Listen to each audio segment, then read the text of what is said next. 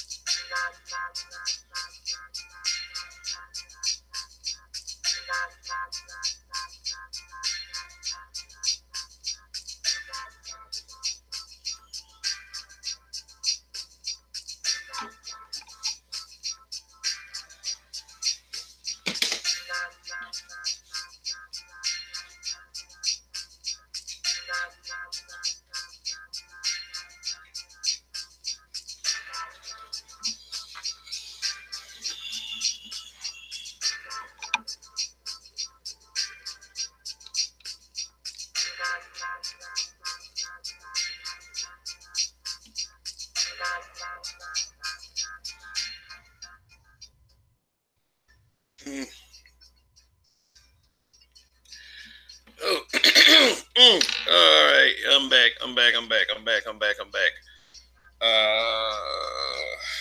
don't know. I guess just a couple things to discuss real quick. I'll say it feels good to have my Hangouts back up. Just that when I first got the message, I was told that it was disabled for good. It made it sound like that, and I looked up other YouTube videos, and it pretty much said the same, same thing. That they was like, oh my god, my Hangouts is gone forever. It's like all you got to do all you have to do is contact Google and see what the problem is, basically. And they will determine whether you did something in violation of their policies or not. So out of all the videos I've got, out of all the strong language that I've used, Google determined that I was in compliance. Yeah, for being out almost a month. And really I got an okay size channel. I would say. I've been on this almost a year. My year would be February 22nd. And it's like it's not. I mean, some people have the gift of gab, so they can just snag subscribers just like that. I've been having a slow growth. It's kind of when someone hears black men. And, not that this is an excuse, not using this as an excuse or anything, but it's just that people are reluctant to climb on board. And, I mean, it's all good. I understand what the situation is. I mean, it seems like there's a growing cult of black man hate. Now, let me throw this in real quick. If I hear some YouTuber female YouTuber a couple weeks from now saying there's a growing cult of black woman hate, I'm going to check her ass on that shit.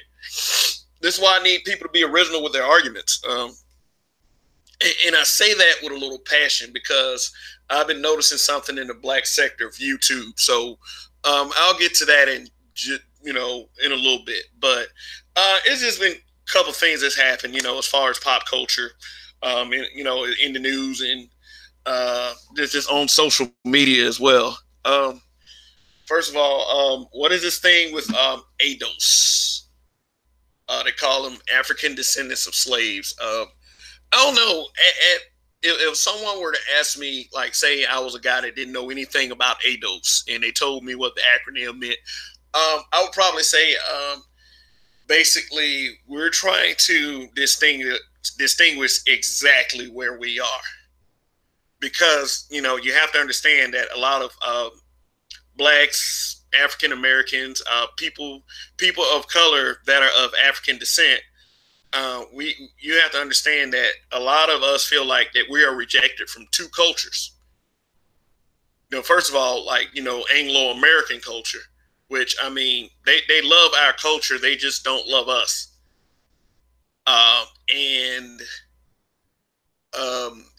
Basically pure African culture, because, like, although a lot of us feel like that's where we're from, and I do feel like that too, is that maybe some of them feel like that since we were kicked over here as slaves, that we're somehow rejects or something. I've seen plenty of articles that would suggest that Africans really don't care about African Americans, thinking that we are a disgrace. But just with me, I met some pretty cool Africans. I mean, that doesn't mean all of them are good. That doesn't mean all of them are bad. I mean, shoot, there are good African Americans, there are bad African Americans. That's why I hate the monolithic mindset that I'm just supposed to agree with you because you black and it's pro-black and all this other stuff. But it's all good. It's just like, okay, if there was anything that I could say was pro-black, I would say just is like, okay, a person that takes history into consideration and understand the struggle based on the color of our skin, because that's what it was all about. That's how we were distinguished in class. We were distinguished by the color of our skin. So understand this, when we all break off into these other little groups, I'm going to be a part of this cause or I'm going to be a part of that cause. I don't understand why a lot of y'all just can't come back to just being black. So I understand the concept of ADOS. Donnie Casanova, who is, on a trip right now. And, and for those of you who believe in that, pray for safe passage. For those not, just wish him luck or something. He believes that it should be DOAS, descendants of African slaves. So, I give that credit to him. That's not something that I came up with. So basically, I understand where it comes from. It's just that in a perfect world to me, and when I say world, I'm talking about the spirit of the earth. I would say that all people of color would be united. That's black. Instead of, being in our, separate little classes. I mean, you have to, by physical location, you got to have separate locales. But, I don't want to fight somebody just because I'm from Alabama and they're from New York. I think that shit's stupid. So, but for real, I feel like that ADOS is a necessary distinguishment. So, in concept, do I feel like that I'm ADOS? Yeah, literally, yes. Literally. If you are an American citizen and you are African American, yes, you are literally ADOS.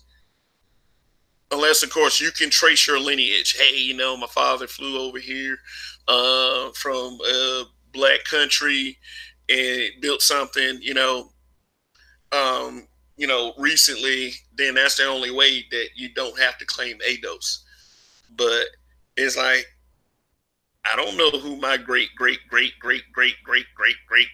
grandfather is. I mean, and if you have the good fortune of knowing who those people are and you're African American, then shit, you must have you must have had a crystal ball, a magic wand, something. But not hating the game. I mean, they had these so-called, like, here's quote fingers, DNA tests to tell you where you're from. So I mean, you can feel how you want to feel about that. But there's a lot of different opinions out there about ADOS or hashtag ADOS. So what I'll do is, instead of drawing this big old conclusion, I'll do my research. Speaking of research, the 2016 presidential campaign, Bernie Sanders is expected to announce his 2020 presidential run. Now, I'm going to do what I should have did the first time, and that's fully support Bernie Sanders. What I did was, when November was 7th, it doesn't matter shit. It was the 9th, 2016 came around. I voted for Hillary Clinton instead of writing Bernie Sanders in a ballot. Now, for those of you who don't believe voting works, cuckoo cuckoo is a conversation piece. But it's like this. And, I always felt this way about voting. And, if you want to be a so-called pro-black, you'll understand this. Too many people died for that shit. It died for it over stupid reasons. So why would you condemn something like that? Why would you condemn anybody doing that? I mean, it's fine if you want to sit on your ass and smoke a blunt while everybody stands in lines at the polls. But the next time some 12-year-old kid gets gunned down for having a water gun in his fucking hand, don't say nothing because you don't believe in voting. Shoot, you can make local impact. If you don't like the people who are in place, why don't you uplift a candidate to change that? But people don't think like that. People don't think in terms of what's best for the group. People think in terms of what's best for self, and that way, that's how we are behind everyone else when you start going for self. But in some cases, now don't get me wrong, you can't save everybody in your community. But anyway, let me get back to the whole Bernie Sanders bit. Now, y'all may say, hey, Bernie Sanders is a white man. Why are you going to support a white man? Because his bullshit sounds the best. Even if his bullshit sounds the best, so you might as well vote for somebody who bullshit you like. as opposed to acting like a candidate whose bullshit you have to accept. And, you know, that's the ticket that Hillary ran on, and that's why she lost. So that's for all of you. That's for all of our women that went down there in droves to say, yeah, Hillary's going to be the first woman president. But realistically, do I think Bernie Sanders will win? If he can get past the primary, I don't think he's going to beat Trump. I think too many people are on the Trump train. I mean, Kamala Harris isn't going to do it. Cory Booker is not going to do it. Whoever, like that great, like the reparations person. Oh yeah, that's another thing about ADOS reparations. I mean, if it happens, it happens. But you know, I've been on this earth 42 years. That's always been a question. It's like, will I take a check from the government? Yeah. Like, that's no question. I mean, damn, why would you sit up there and turn anything down at this point in your as a people? Like, it's like people. Let me do this real quick. It's like people act like, oh my God, it's a handout. It's like, no, man, it's whatever. It's whatever. That's what it is. So if people give you a reparations check, but it's up to you what you do with it. I mean, if you spend it all, that's your business. If you invest it, that's your business. But is it something I'm looking for? No, not really. And you know, I know Bernie Sanders' stance on reparations, just like I knew Obama's stance on reparations. I mean, they were pretty much the same.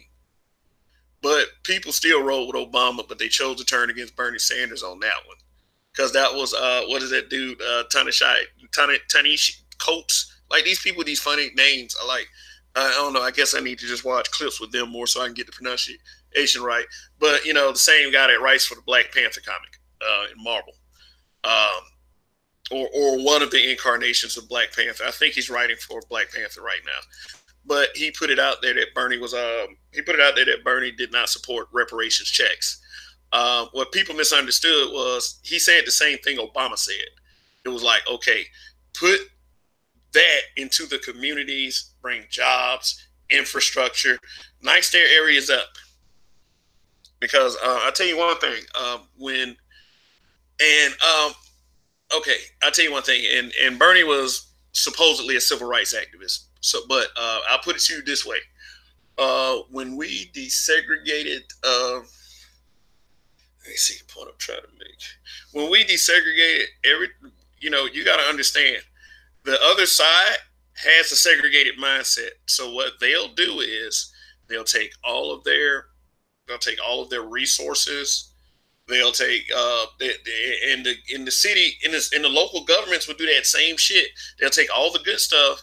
And then all of those people will move to the other side of town and leave the blacks to pretty much fend for themselves. I mean, you see that kind of behavior, like whenever like a disaster hits.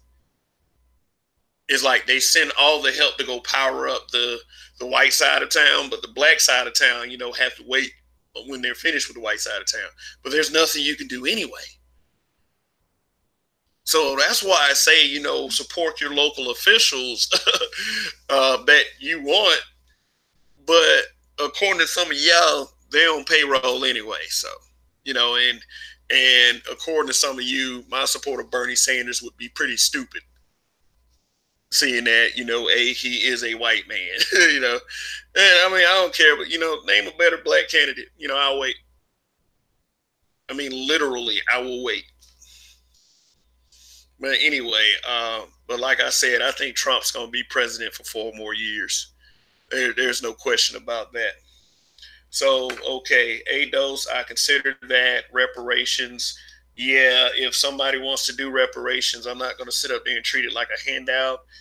And support your local official. If you don't like the fact that, and like I said, I'm going to say it again. I just said it a second ago. If you don't like the fact that I'm going to support Bernie Sanders, then you name me a black candidate that is going to be a lot better than that guy. And then I'll do my research just like I did between Hillary Clinton and Bernie Sanders in the 2016 election. If somebody's better than Bernie, I'll choose that person. A black person, yes, like I said, I'll choose Bernie. I'll choose that person over Bernie because that's the thing I did with Hillary and Bernie. I put Bernie over Hillary because I think Hillary is just corporate chill, and I think she needs to sit down. I think she needs to sit out of this one. Don't try again. If they prop you up 3 times, all that's going to confirm for me is they will give those people a chance. More chances than they'll give you. Like I said, if you think Obama would have lost, he would have had a second chance to run again.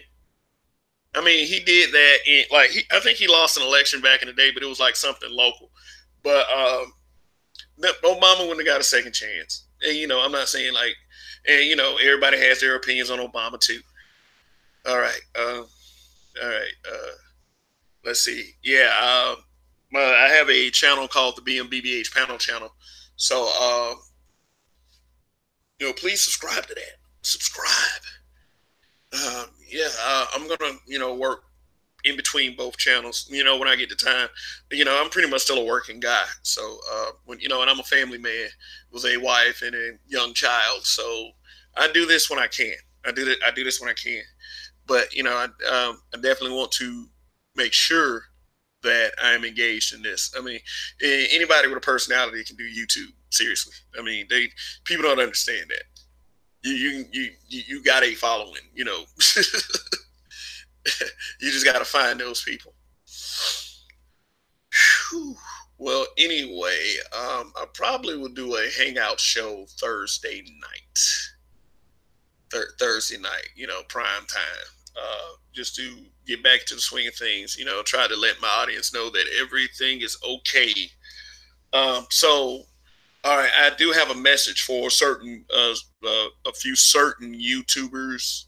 2 things. If you were trying to, get me on a Hangouts with this account, I was suspended, so I couldn't answer it. I was working anyway, so I couldn't answer it anyway. Yeah, and also, I pretty much have taken an anti-fuckery stance. I feel like I have a responsibility as a father, at least, because I believe that everything starts at home. Yeah, it's like I feel like if the child has issues later on, that it always is connected to a home issue. So I mean, there. So to test that theory is to test it at my home, to raise my kid the best that I can. But anyway, it's like a bunch of these narratives are wacky and screwed up, and they need to be fixed. They need to be fixed. And I got 2 like-minded bros that feel the same way. Donnie and Roger. So what we're gonna do is, and this you can take it with a grain of salt. You can take it seriously. I mean, it's just we just gonna tell everybody that this fuckery got to stop. Number one, I seen a guy that calls himself an educator justify something, and it's like he goes on Hangouts and teaches kids. So you're sitting up here, you're justifying fuckery openly and in public, but you're an educator. You do the same shit on your channel as an educator. So what the fuck are you telling those young people that they can go out there and do that kind of thing too? That dusty, ashy thing. Seriously, guy. You got to be refrigerated. You can't be room temperature. So however you want to take that. Anyway, let me see something real quick. Just hold on 1 second. Do do do do do do do do do do do do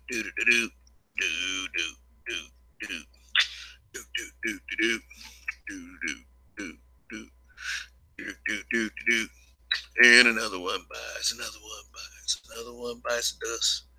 Hey, I'm gonna get you too. Another one bites the dust. All right. All right. So we have a liar. We have a liar in the black community, or the the LGBT community. Jussie Smollett. Let's see if I can look up some of them. Jussie, real quick. Uh,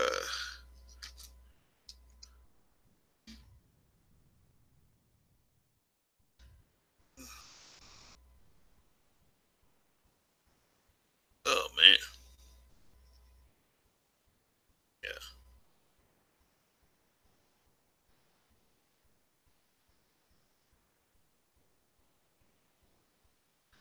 It seems that Mr. Smollett has come out. It has come out that he orchestrated his own attack, and I think this is quite sad. Let me see here.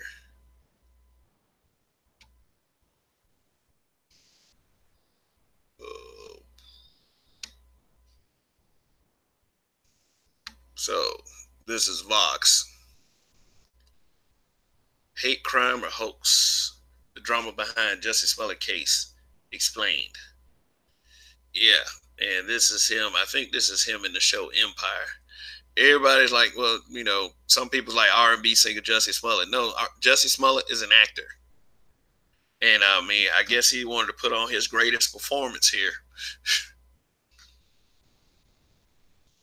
And here's his article. It has been almost 3 weeks since actor and singer Jussie Smollett came forward saying he was a victim of a hate crime in an attack that briefly left him hospitalized. But now news reports citing anonymous sources calling Smollett's story into question, fueling a firestorm of outrage and confusion over what to believe and how to feel about the case. Yeah, it's like, we have a lot of people that do believe Jussie, a lot of people that don't believe Jussie. I think they said it was 2 o'clock in the morning, and how could you identify Jussie Smollett in cold ass Chicago?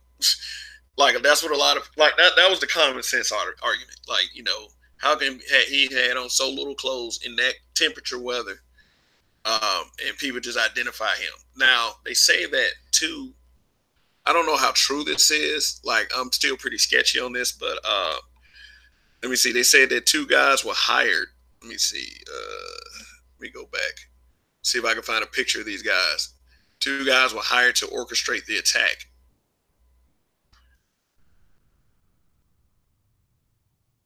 Let's see if it's like, let's just hire 2 guys. See if it comes up in a Google search. And this is they said yeah, this is page 6 in their CNN, pretty much saying the same thing. So I will go to page 6. Now this 2 days ago, 1 day ago. Okay, CNN put this out yesterday.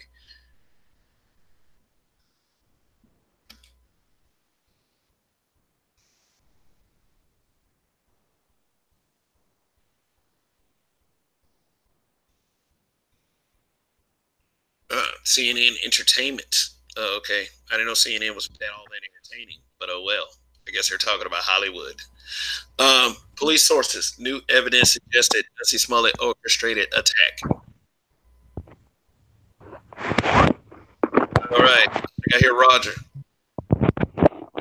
Hey, what's going on? Hey, what's up, man? Not much. Just starting the day off over here. Okay. So yeah, I would just like just talking about a few things, just trying to get back into the swing of the Hangout game on this channel. Okay. Also to promote the growth of the habitual line steppers. So let me stop the screen share for a second since you arrived. We'll get back to old Jussie in just a second. Good old Jussie. Yeah, Jussie Smollett. So tell them about yourself, Roger. Who are you? What do you represent in, your YouTube channel? Hello, folks. This is Roger Stevens. I am 1/3 of the habitual line steppers. I have a channel called The Roger Report, which I like to deal mainly in things that are simply just going to help Black people in America, because we can straighten up and we can do a little bit better than what we're doing. I believe in us, and I hope you believe in us too. So I like to deal with certain issues that come up. I think if you come to the channel, like it, subscribe, it definitely can be some help. I can't guarantee you'll like everything you hear, because no one likes everything, but it will be good for you. I will say that. And and you definitely can participate a little bit, and we can get some good ideas going, and just make ourselves a better people. That's what I believe. Okay, cool. So, what I talked about ADOS for a second, and I talked about it from the perspective of a man who has never heard of ADOS, and from what at first I put it at first glance, and what I said was I do agree that with the intent of what ADOS stands for as of right now. Now, whether that changes or not down the road, just like I would say how Black Lives Matter went from a hashtag to an organization, and how the two concepts are radically different. Um, do you think the same thing could happen with ADOS? I'm pretty sure the same thing can happen with ADOS, and I would say this. Honestly, I don't like the title of it because it's African descendants of slaves, to my understanding. Because I'm just learning about the ADOS thing myself, but to me, well, this is just what I believe. Technically, it's something on the book somewhere about if you're trying to claim things, and even when it came to slavery, you can't claim that you're African and like feel the U.S. is liable to you in any kind of way. But I would have used American descendants of slaves because in when we're part of America. If you're born here, this is your country, and it's like we keep you keep the mentality up that you're not as American as white folks or anybody else that happens to be here. So I'm just as American as anybody else. Now, am I a descendant of a slave? Yes, I am. I already know that. Um, but does that mean I shouldn't get paid for based on what my ancestors did? No, I'm just an American person who happens to be a descendant of a slave. So in order to get past certain rigmarole that may be on the books about quote unquote being African, I would have just simply did American descendants of slave. But um, other than that, I'm pretty cool with what I'm learning about it so far. But yeah, it can go radically different because politicians have agendas, and if they can mess something up for you, they will do so. And America has definitely taken a stance that they don't want to pay black descendants. Anyone that was black and helping build the country, they don't want to pay the descendants of those people. So I don't know if it's gonna work. I actually honestly doubt it, but that doesn't mean we shouldn't try. Oh, okay, and also I also threw out there that the other third of the habitual line steppers, Donnie Casanova, his YouTube channel, You Ain't Shit for Watching. Please subscribe to that. He thinks that it should be DOAS, descendants of African slaves. Yeah, that would I make do kind of. I'm trying to read the logic. Basically, what he's saying is, I guess he's saying by saying is African descendants of slaves is to call us African. So right. if we were descendants of African slaves, that probably would be a lot more toward where the concept is. But whatever. I mean, I just in a perfect world, I think that if you black, you just supposed to get on some kind of code anyway. And I mean, I'm not saying what I conceptualize as a code. I'm talking about like a code that at least works because I don't know what we're on right now. Yeah, I mean, I totally understand, but Tim, I'm just looking at it from the perspective of if you're making a case for something, how's it going to look in court? And if you proclaim you're African, we as a country, as a American country, we owe you nothing because you're African. You know what I'm saying? That's what I was thinking. As if you're an American descendant of a slave, well, see, now we're acknowledging you are a citizen of the country, and we do owe you something because we know your people worked to help build this country up. Oh Uh, yeah, what man. Donnie said, what'd you And say? huh? No, I was just gonna say that, and even with the term Donnie gave, that sounds a lot better from a legal perspective if you're fighting a court case. That's Oh all I yeah. was saying. Oh, okay, all right. And and this is why I'm just saying that we shouldn't crush the narrative of our history. We were built that this country was primarily built on slavery. Like, I don't understand why people act like they don't understand that. I've even heard a couple YouTubers at one point that said that slavery didn't build the country all the way. I was like, well, the economy of free labor, I mean, always will work. And you've had that free labor for decades, even centuries. So, I mean, I don't see how anyone could make that disconnect the two things. Um, just like within Hollywood, they don't want to see any more slave films. And that started out originally with whites being uncomfortable with the narratives because they know the truth that what you did was you brought a people overseas chained up, in their own feces and disease, and the ones who made it, you whipped them like dogs, and you raised and birthed children. So, fuck all that. Fuck, don't why y'all trying to? I mean, there's no slaves in the modern day. Slavery ended in 1865. Then we had slavery, Reconstruction, Jim Crow, Civil Rights era, tough on crime era. Feminist, social justice, crack era, just media era, just all kinds of errors. So why would anyone ever want to make that disconnection? I would love it if someone can be reminded, like, I don't know, just I wish it was like an automatic tape recorder, and every descendant of a slave owner in this country's just to run off everything that slavery did just one time a day, so they wouldn't forget, since they're so pissy about it. But sorry about the tangent. No, it's fine. But I'm with you. I wouldn't mind if you being reminded that it is, what I'm saying, a lot of where you are today had a lot to do with slavery when it was available. And I will say this, now technically there are slaves today. It's just by law you're supposed to be convicted of a crime in order to be a legal slave. But America has never legally gotten rid of slavery altogether, and I'm pretty sure it never will. And 13th Amendment trapdoor.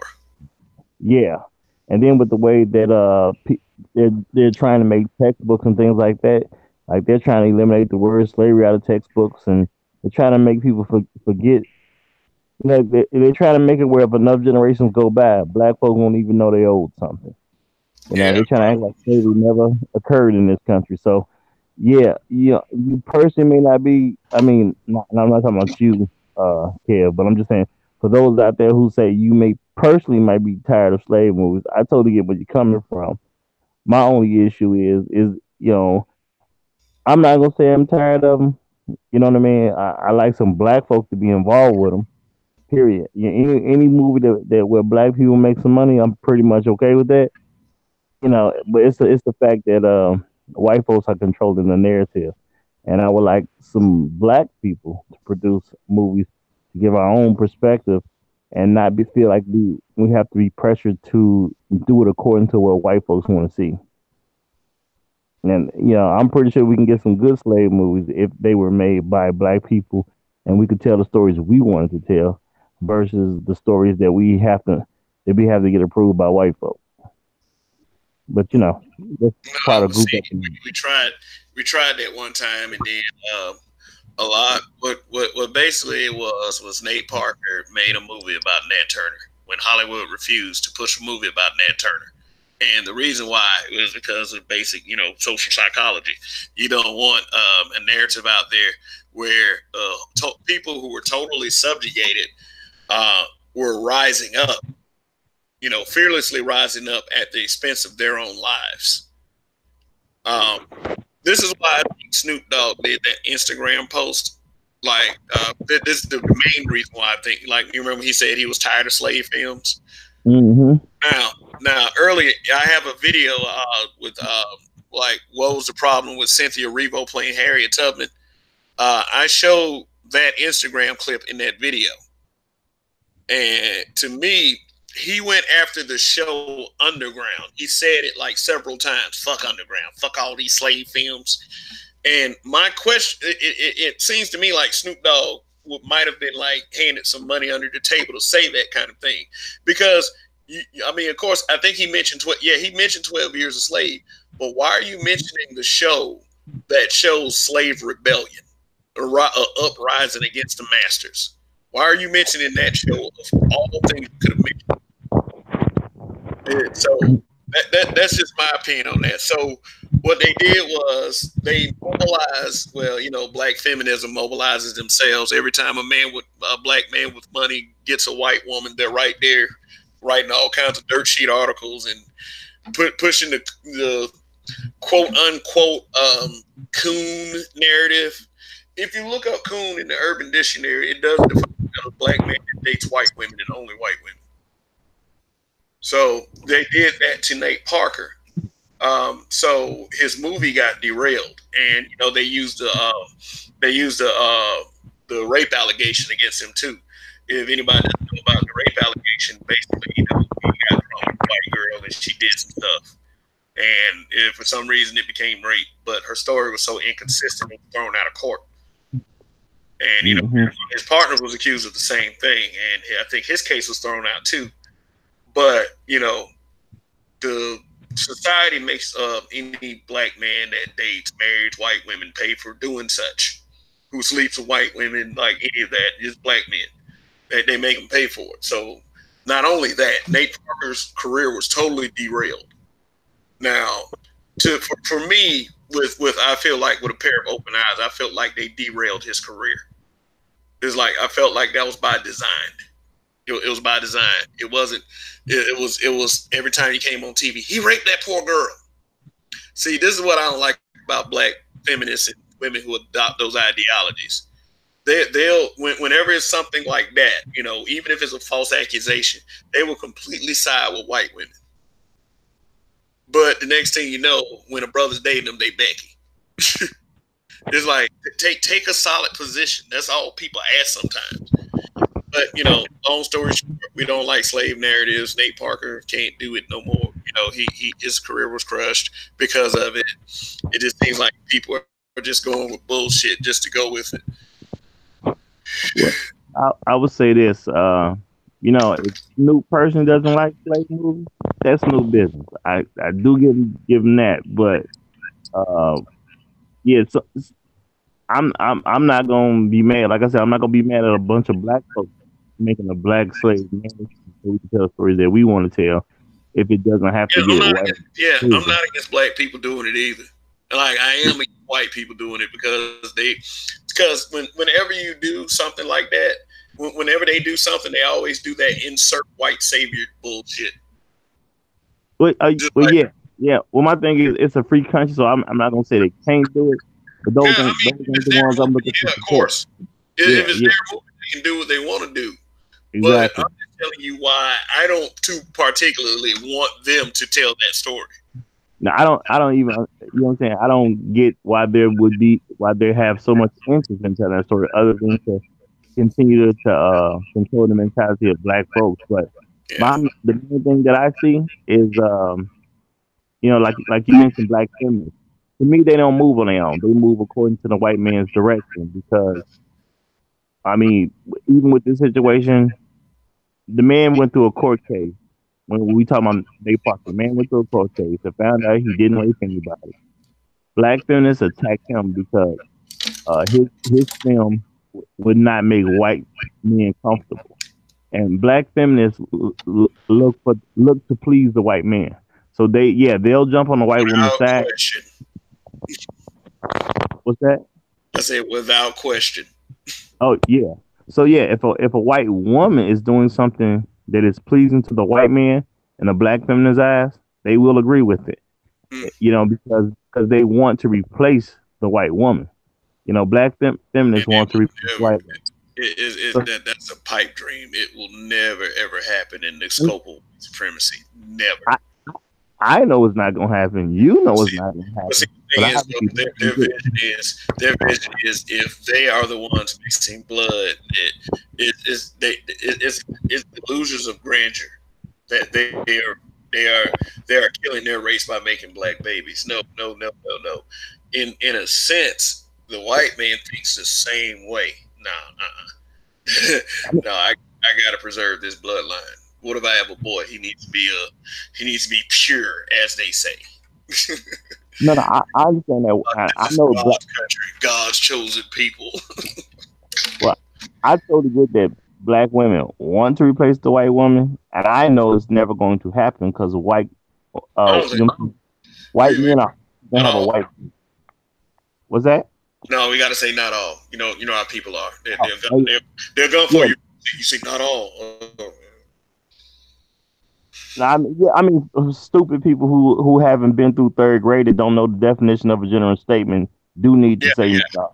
absolutely. I agree with that, I, Roger. I personally don't believe we speak to dumb audiences, so that's just me.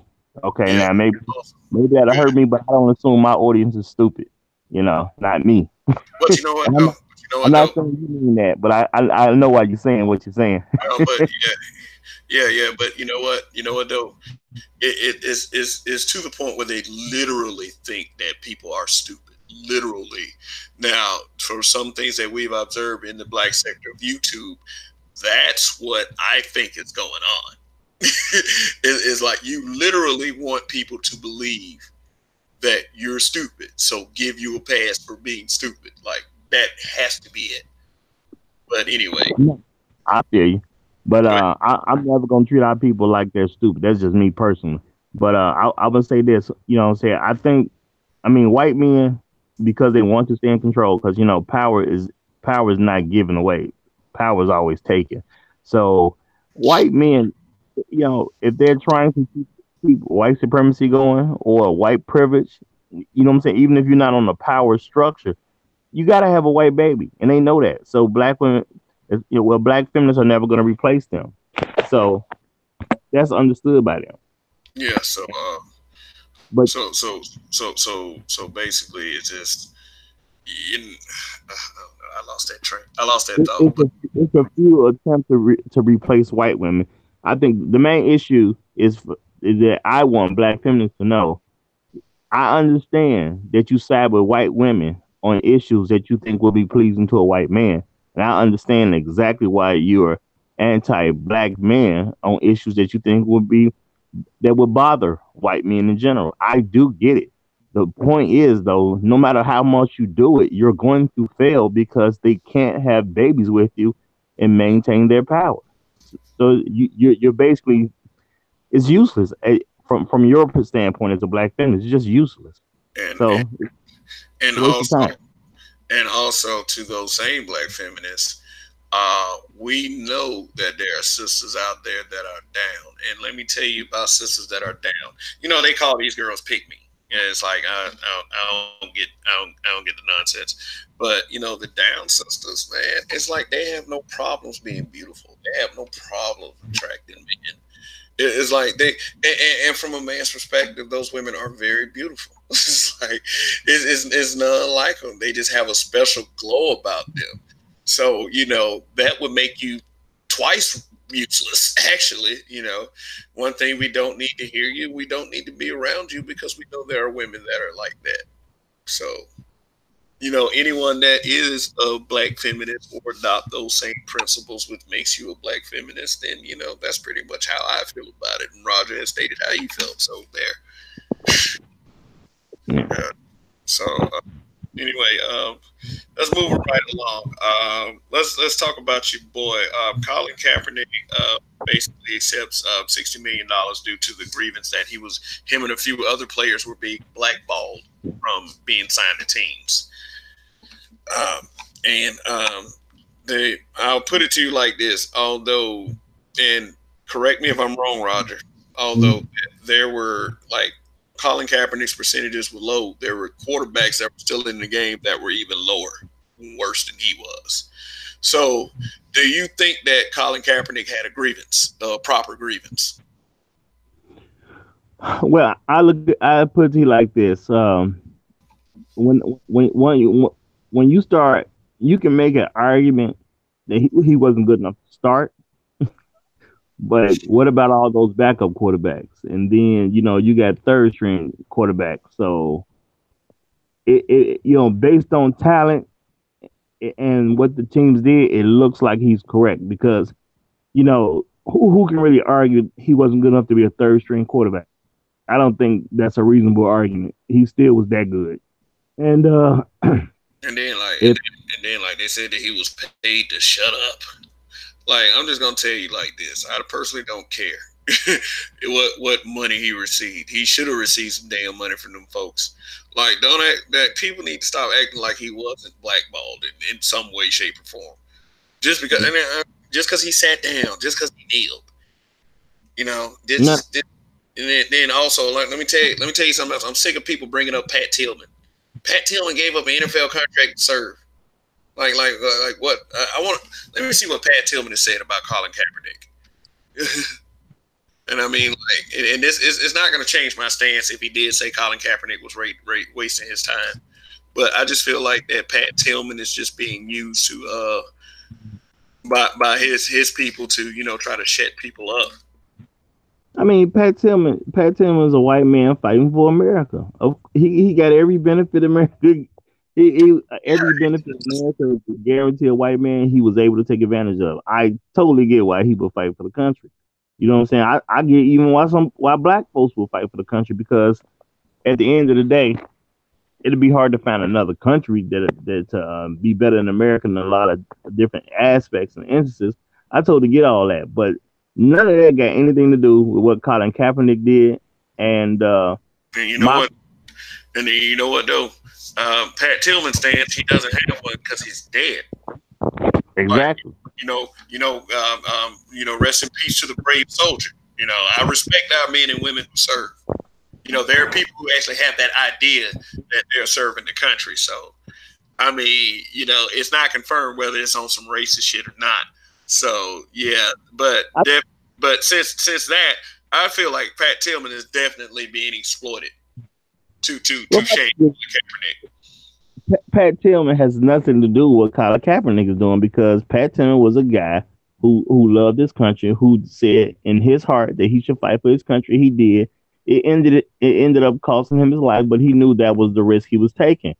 I don't have any issue with that. He was a brave man fighting for the love of his country. I don't have any issue with it either. I don't have any issue with it either. But that has zero to do with Colin Kaepernick. My thing is, it has zero to do. There's, for you to even bring his name up in a Colin Kaepernick situation, you're being disingenuous because they have nothing to do with each other. Period. Okay. There's nothing to those say it again. Pat Tillman has nothing to do with Colin Kaepernick. Yeah, their stance is the stance that Colin Kaepernick is taking has zero to do with Pat Tillman. Period. There's no way to compare the two. And the stance wasn't against the flag. People need to stop saying that shit. The stance wasn't against the flag. That was just a finger. That was just where they pointed the media narrative. They just pointed the direction at, kind of like how they did with Martin Luther King and "I Have a Dream." But it's like it wasn't never about the flag. It was taking a stance against the injustices that happened to people of color in this country. Now I'm gonna look at this though. I will say, based on everything that happened, because of course the white media was not trying to cover the story based on why Colin Kaepernick was doing what he was doing. The victory that I take from this is you say Colin Kaepernick got 60 million, right? That was agreed on. All right, $60 million to not play football is a victory. I give you that. You know what I'm saying? 60 million to not play, I can live with that. Now the thing is, I look at it differently than some other people because I never saw Colin Kaepernick take a stance against the NFL. He was taking a stance against things that were happening in society to black folk. So his stance wasn't really against the NFL. The NFL protest was connected to the fact that it wasn't that Colin Kaepernick. I don't feel like it wasn't because Colin Kaepernick couldn't get a job or he was blackballed or whatever. Because that was another media spin. It was just that it was the owner's reaction. For me at least, it was the owner's reaction to everything. The snowflake attitudes. I'm like, why am I supporting you now?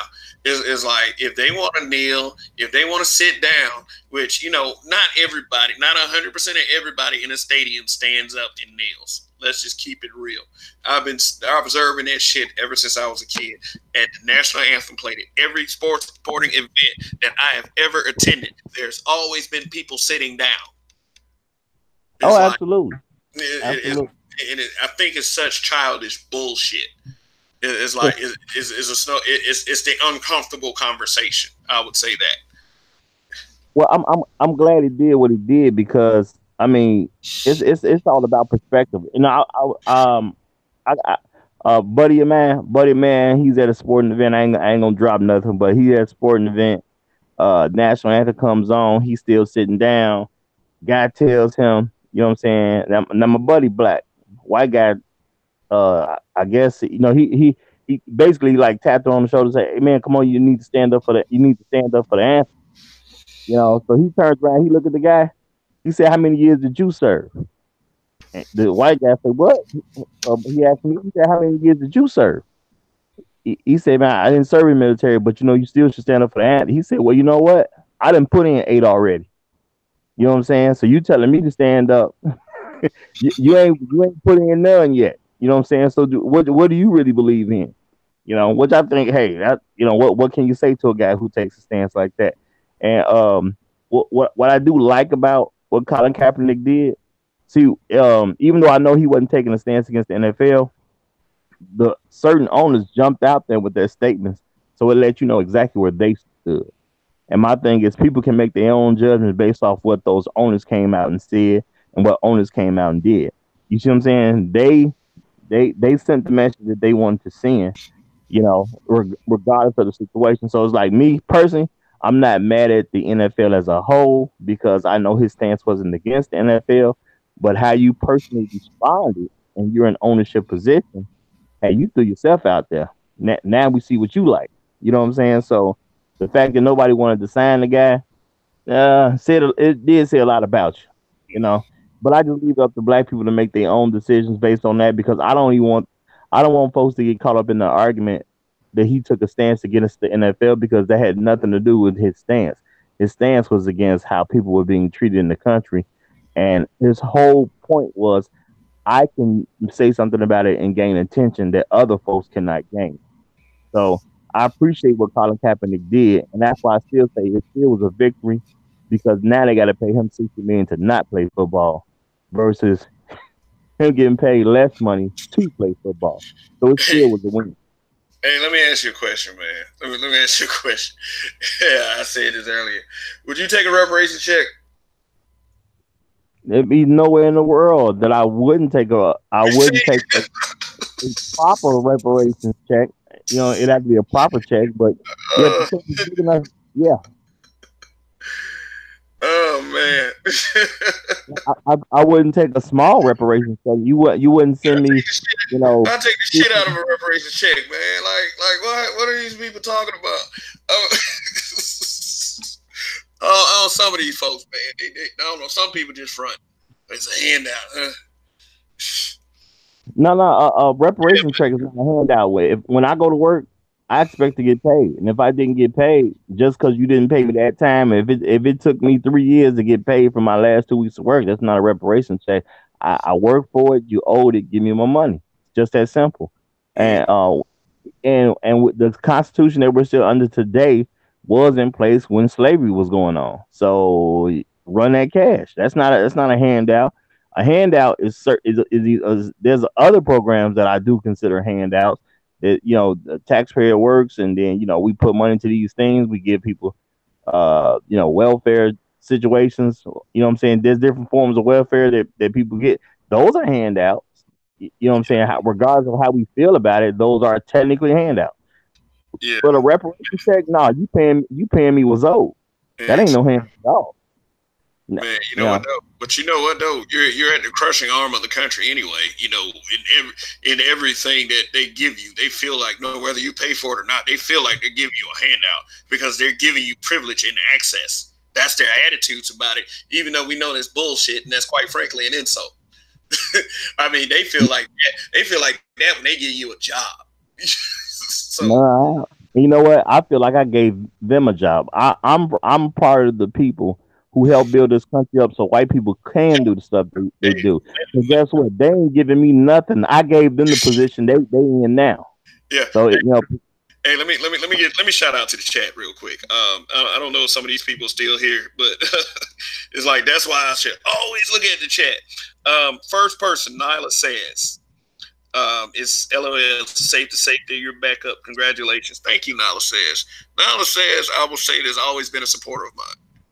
I mean, you know, it's low key. It's low key, and I've never been really open about that, but I just want to thank her.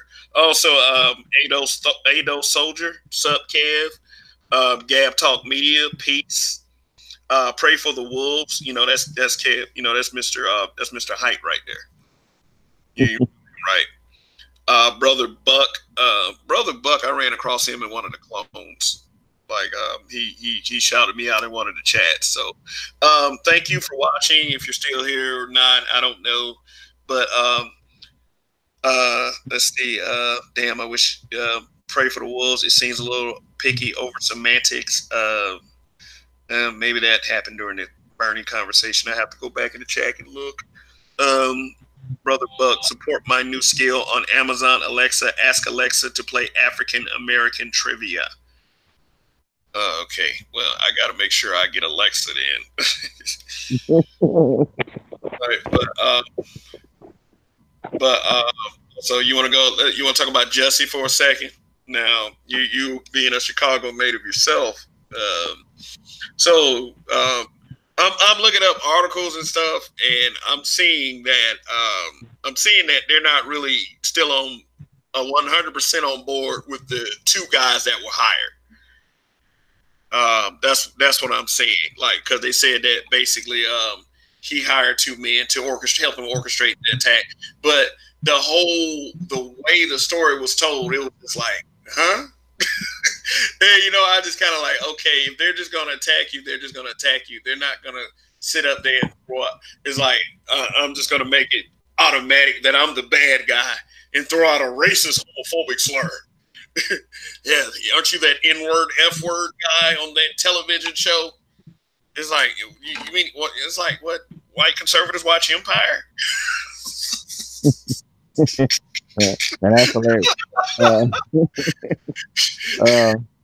But then, like they said, the argument was that with people, they was like, it's cold as fuck out there. So I know, like, I can't stand when there's a chill in the wind and like in the South.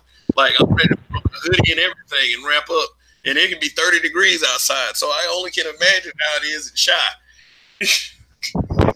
Well, I tell you this much, you know, and some places in the country you don't have to deal with the weather that much, but with all the coverage of what they put on TV, you know, black man did this, black man did that, you know, such and such, such and such. In the wintertime, them stories seem to disappear. You know what I'm saying? They about to disappear in this city because it's cold outside, and ain't nobody got time to be outside committing a whole bunch of crimes. And them Sub-zero. Like, come on. Man, but it's from the jump. The whole thing just did not make sense. I mean, you wanna reach out and say, "Hey, brother, I'm sorry you got attacked." You don't want anyone to get attacked, and especially based on race and sexual orientation, because you know those are two big hot buttons. You don't want that to happen to anybody. But don't lie. Don't lie to this to bring yourself attention, because really, honestly, was Justice Star getting any bigger? Like, do you think that, you know, Empire would be the pinnacle of this guy's career? Because, like, I pretty much, like, when Empire first started, like, I watched it for like a second. I watched for a second, but it was just too many things that I had a problem with. And, you know, not to suggest that I feel a certain way about anything, but it just, after a while, I just kind of I dropped off the show and it just didn't go back. But, I mean, you know, not to hate on black actors or anything. I commend them for going out there and making their money like that. I commend anybody for doing that. But it was just I think that's what put Jussie off. And unfortunately for him in the scandal, is going to take him off too. So, don't know why Well, I said this shit, but well, I don't know if they're gonna take him off the show or not. That I don't know. I honestly stopped paying a whole lot of attention to that story now because once it came out that he was faking it and he had to set up, which honestly I never really believed the story as a person. I don't believe everything that I'm told. I just don't. I was always been raised to think for myself and go with what's probable when someone gives you information. So honestly, when I first heard about the story, it just didn't make a whole lot of sense to me because first of all, I mean, yeah, something can happen to a gay person anywhere, but you not it's not gonna happen very often that gay folks are gonna be attacked in the Chicago area just simply because they're gay. And if that were true, there's a certain part of town where you're guaranteed to find some gay folks in that part of town. You know what I'm saying? So if you I really know, were I gonna know in be the area I stay in, yeah, there's a big old gay central.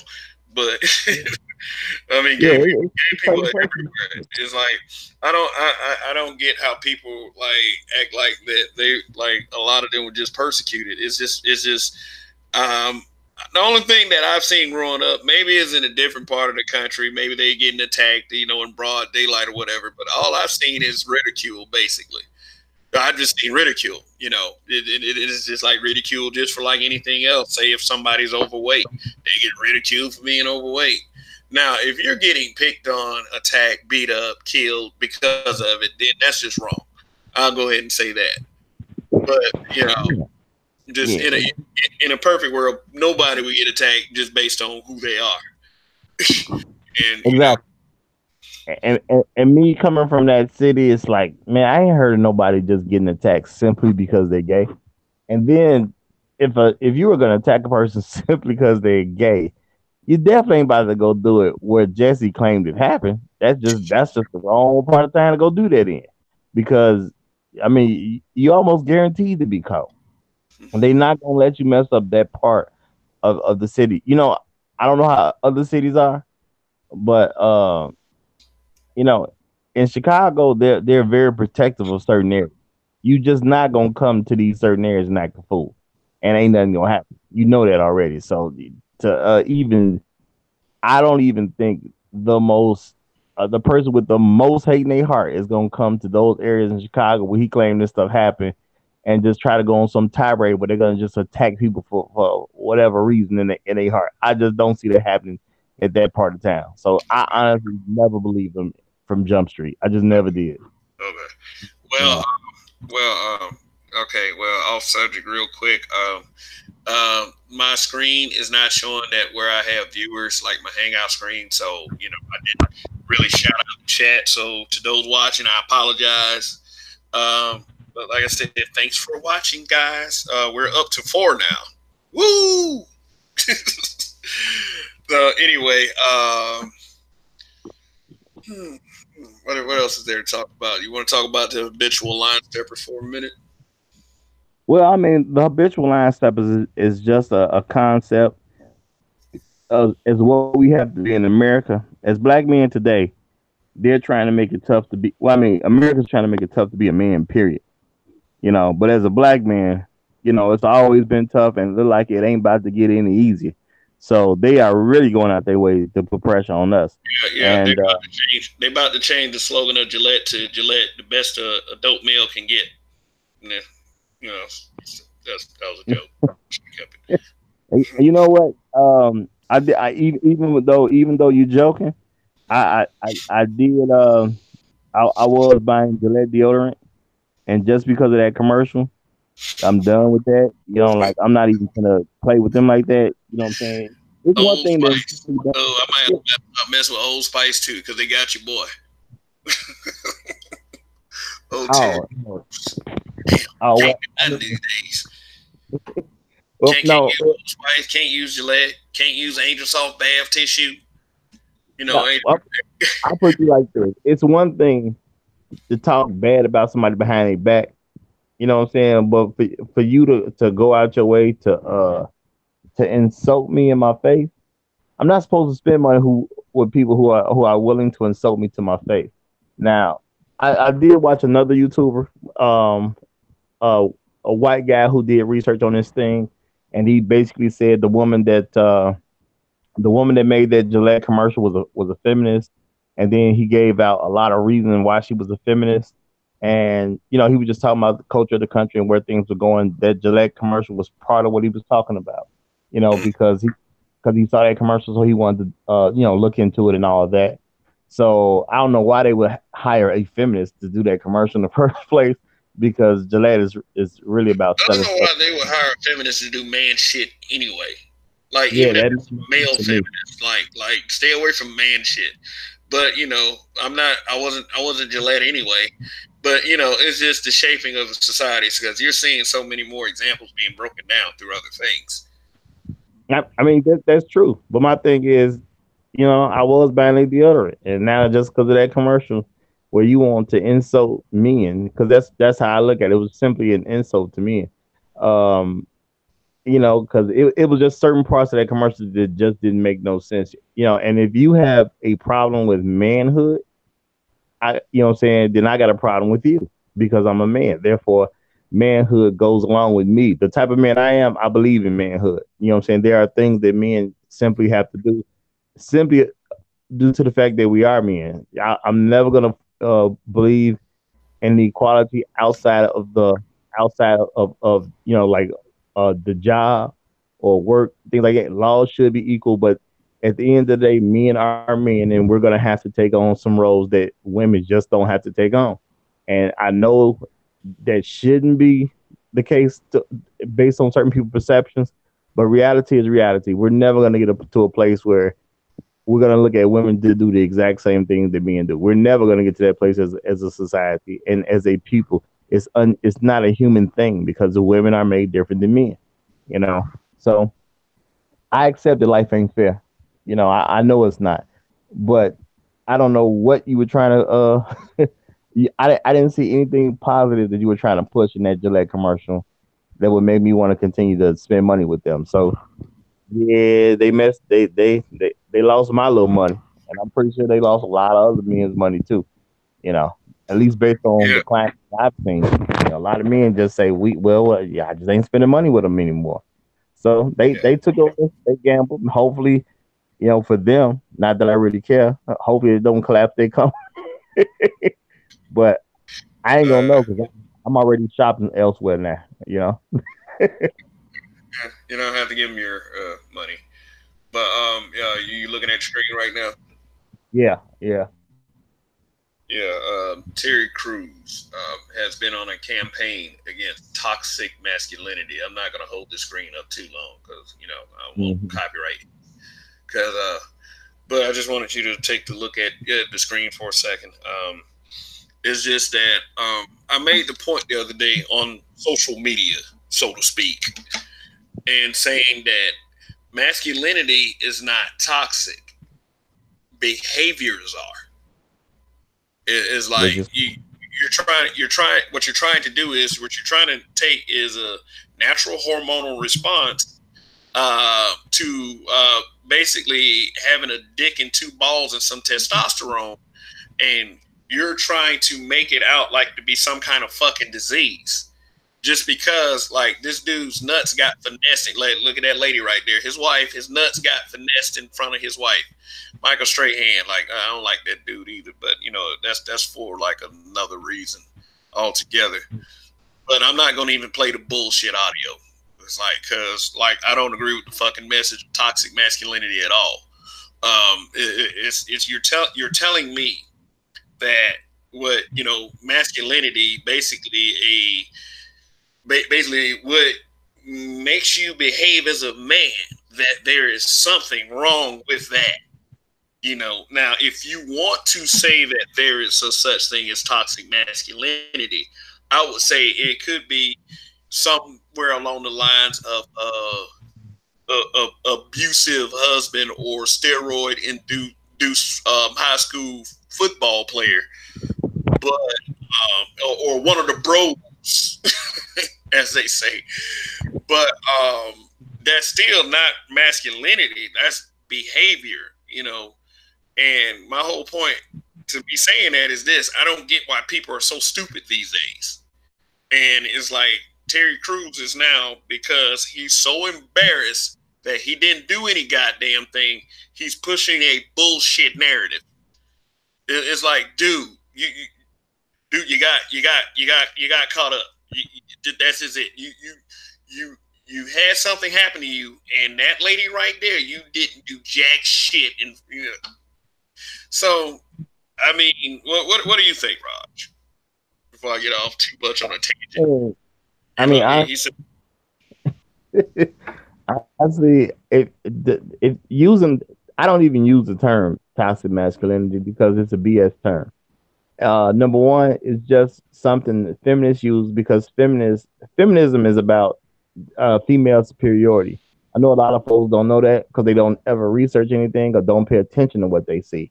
But feminism is about female superiority. So they're trying to say masculinity is bad.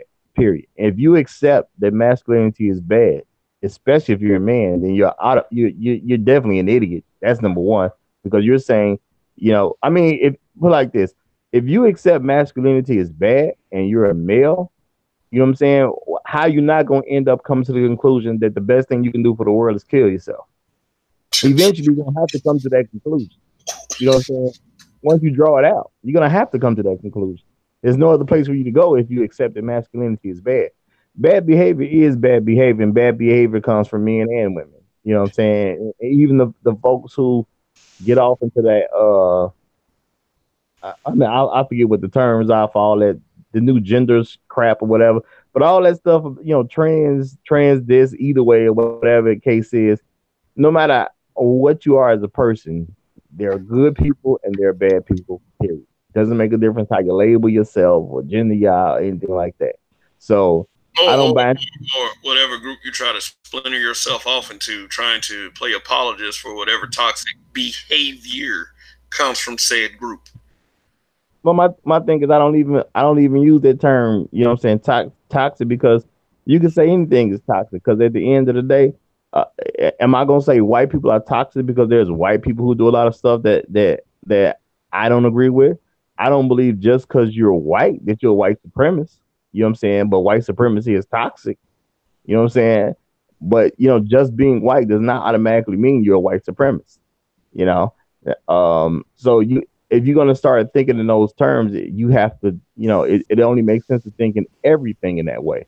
So if I accept toxic masculinity, then I also accept toxic femininity. So now, if being a female is bad because they do bad behaviors, and if a woman accepts that, how's she not gonna end up killing herself? It don't even make no sense. So it's a stupid terminology.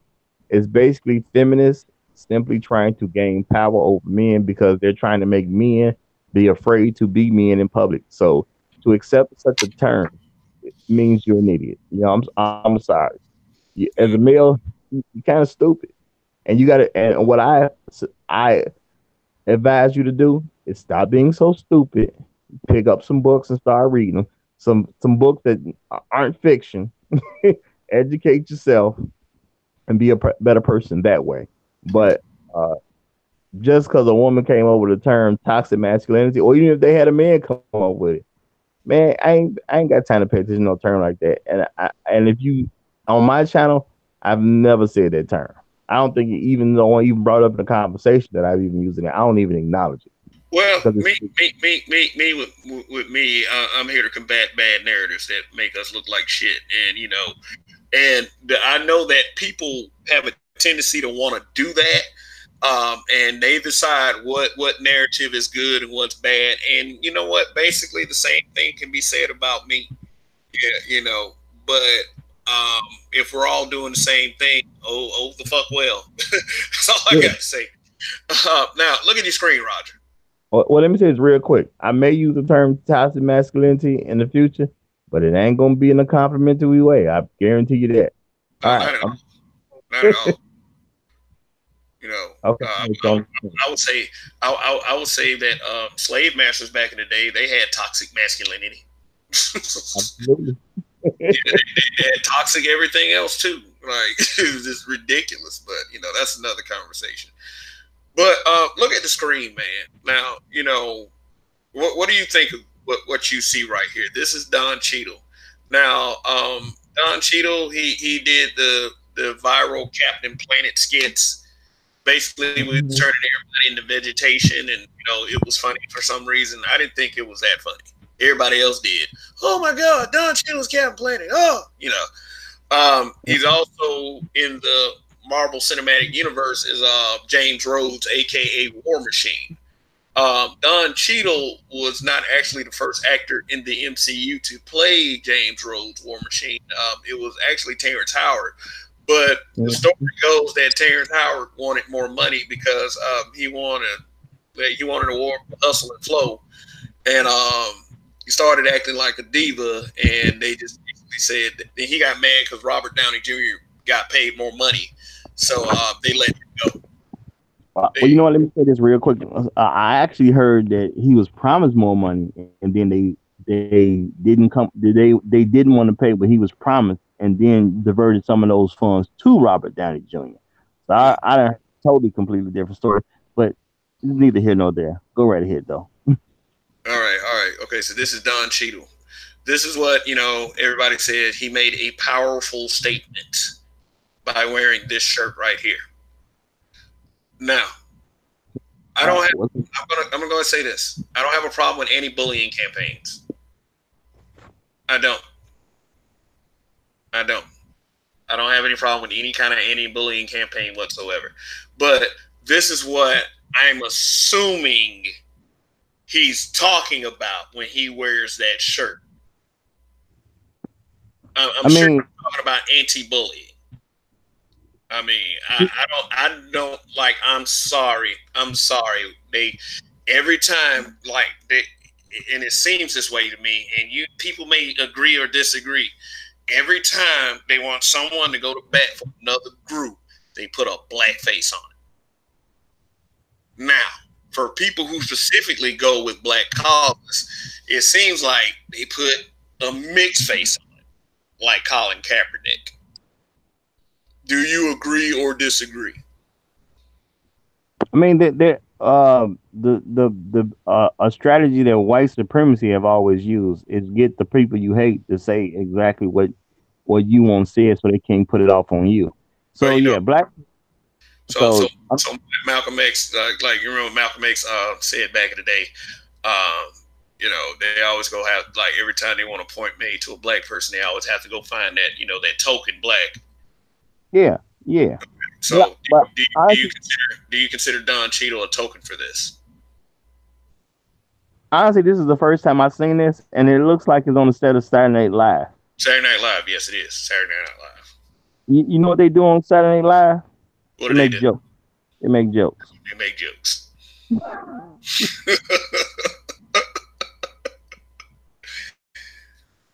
Okay, so basically, that's what came to my head. I don't know nothing about it. I didn't see him host Saturday Night Live. I know he has recently hosted it.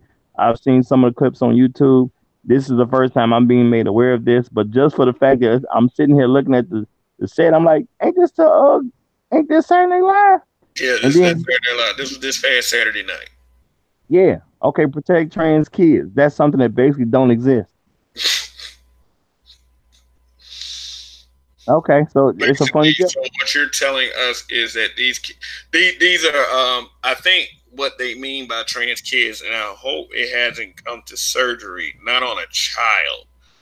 Like, I believe in, if you take the middle part out, I would have totally agreed with protect kids. I am with the protect kids message.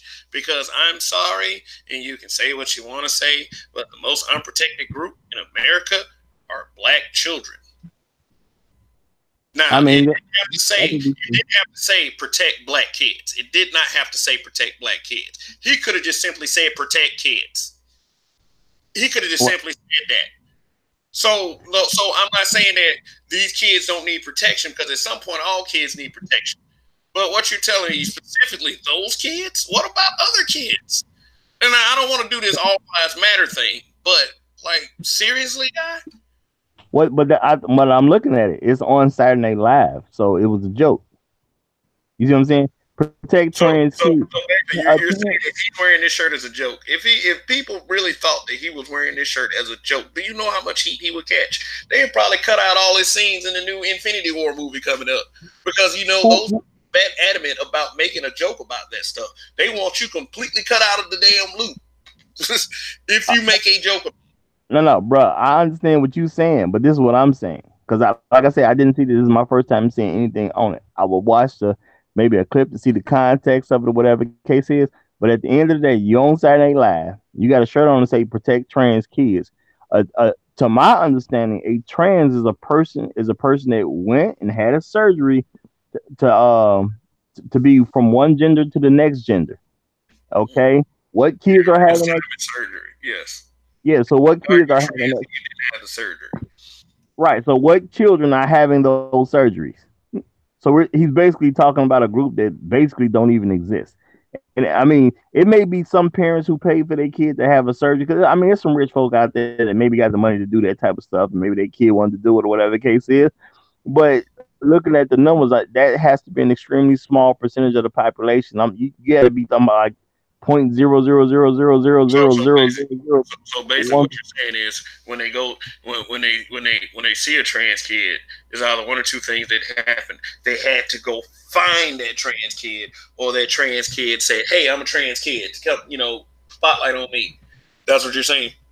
Well, yeah, no. What I'm saying is they hardly exist if they exist at all. Because I'm totally unaware of any trans kid even being in existence.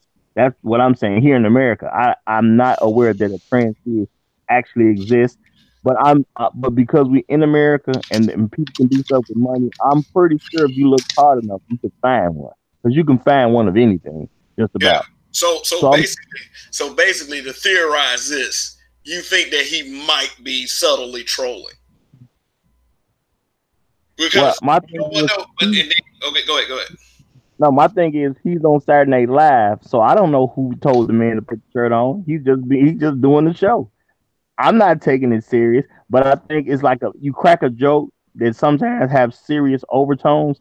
Like my thing is maybe the overtone is we should be do better as far as protecting children in general. It may be a joke to say protect trans kids, but the overtone of that joke, because jokes have reality that has something to do with it. So overall, we should probably do a better job protecting kids, which I don't think anybody would be against unless something's wrong with you. But and it also could be like when people do the Black Lives Matter shirts, and then you got those people who do All Lives Matter shirts. So it could be a joke that jabs in a lot of different ways, because you can take this shirt a lot of different ways.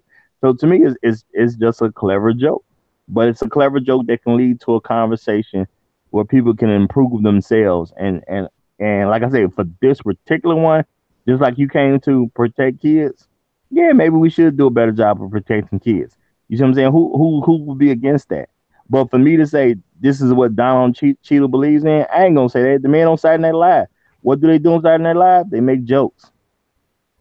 That's all I know. But you know what though? But you know what? The way you just explained it is a real positive way of looking at it. Who was there to say that they didn't say, "Can you please put this shirt on? Please." Yeah. He the host show that week.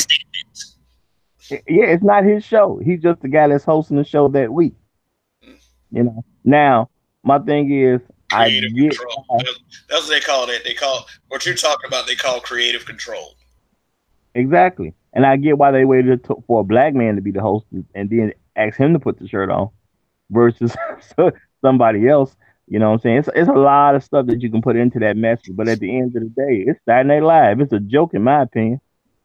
And it's a joke until you can prove me otherwise. And then that community, they just rush to they rush to the front lines. Oh yes, thank you. It's it's kind of funny sometimes. Let me say this: if white folks think he's serious and that he should get paid more money when he does his acting jobs, then he was serious. Okay. I mean, being part of the MCU though, that man getting paid anyway. They rolling in money in the MCU right now. But that's all beside the point. So all them non-MCU things that he do, white folk, if you think this is a good reason to pay him more money, he was dead serious. Okay. if you now, So if let me you ask you a question. hold on, let me say Now, this one thing to the white folks out there. If you think that he should get paid less money because he had the shirt on, he was definitely joking. Okay, go ahead, Kev. so let me ask you a question. And my answer to this already: would this him wearing that shirt make you stop supporting him? No, it's Don Cheadle. Yeah, I like Don Cheadle. yeah, it ain't gonna make. I mean, whether you feel like it's bullshit or not, we've had celebrities make bullshit statements before. Let celebrities do celebrities. If they want to make statements, let them make statements. But they see, to me, what got them to the dance was their ability to entertain. Yeah, I mean, whatever his personal belief on trans kids has nothing to do with his It's craftsmanship. like You he know, probably wore that shirt, went back and snorted like 3 or 4 lines with Lauren Michaels or some shit like that. I mean, I don't care because it's on Saturday Night Live. I It's mean, not something he can I'm do. just saying, I'm just nonchalantly saying stuff. I mean, I don't know if that shit's true. No, no, But I know you don't. I know you don't. But I'm just saying for the listening audience, because I'm always thinking about the listening audience who gonna watch this stuff. Man, this dude on Saturday Night Live, you can't say nothing. You have no clue why this shirt is even made it to the show. So my thing is, I ain't gonna put it on him unless white folks think he should get paid more money. Then yeah, it was his idea. You know what I'm saying? Now, if you don't think he should make money, then it wasn't his idea. That you know what I'm saying? That's the politics that that's the politics people play. And I think sometimes black folks need to start using stuff that works. You know what I'm saying? So yeah, if you think it was a bad idea, it wasn't his idea. If you think it was a great idea, it was his idea. Simple as that. It's on Saturday Night Live. So I mean, and you're talking about a group of people that really don't even exist. You know, I'm sure you'd be pressed to find 10 trans kids in America. I ain't saying you couldn't do it, but I bet you it'd be some work to do it. and when we say trans, we mean the ones who actually had the reassignment surgery. Because your boy Bruce Jenner, I don't want to call him by his name because it's like and it's kind of personal with me. Uh, uh, let me. It's kind of personal with me because like months before he did that and came out as quote fingers Caitlyn Jenner. Um, you know, of course, that's what we named our daughter. Well, I I think was like, come didn't on. he You legally chose, like, your old ass chose that name out of all fucking names, too.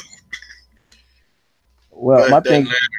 That my doesn't matter. My daughter's a hell of a lot cuter anyway. So, well, I think he legally changed his name. If he legally changed his name, I mean, it's America. I don't care if you want to change your name to Eiffel Tower. It is, it that shit been, ain't gonna be CJ as far as I'm concerned. yeah. What up, CJ? Like, CJ Kardashian. I mean, Yeah, but my thing is that's a trans person, a person who actually went through it. And to my understanding, when it comes to people who want to do the surgery and haven't done the surgery because they didn't have the money for it or whatever the case is, those aren't trans. Those are like cross dressers or like drag queens and things like that. There's different terms for different people. So trans means you had a surgery. So I would think you would have a hard time finding many kids that actually took part of that actual surgery because how do you get that surgery paid for? I'm pretty sure it's not going to be covered under the insurance, and if it's not covered under the insurance, that means the parent has to come out of pocket. So unless you have some parents with who can throw away that type of money and it don't bother them, I mean, knock yourself out. But that's people with priorities. You know what I'm saying? I'm talking to one of my play nieces now. She trying to get a prom dress. It's $1,500. That's what I heard, something like that. So I mean, I'm like, whoa, that's a lot of money for a dress for one night. So then I'm not into dresses, so what do I know? I would have to look into it. You know yeah, but yeah. Okay, let me get to my Hangouts deactivation real quick. Let me look up the exact date because it was on Sunday. I think it was Sunday, January. If I'm not mistaken, January 20th. Um, let's see. Yeah, it was Sunday, January 20th. What we were about to do, we were about to have a show addressing the racist comments in that video that I did. Mm-hmm.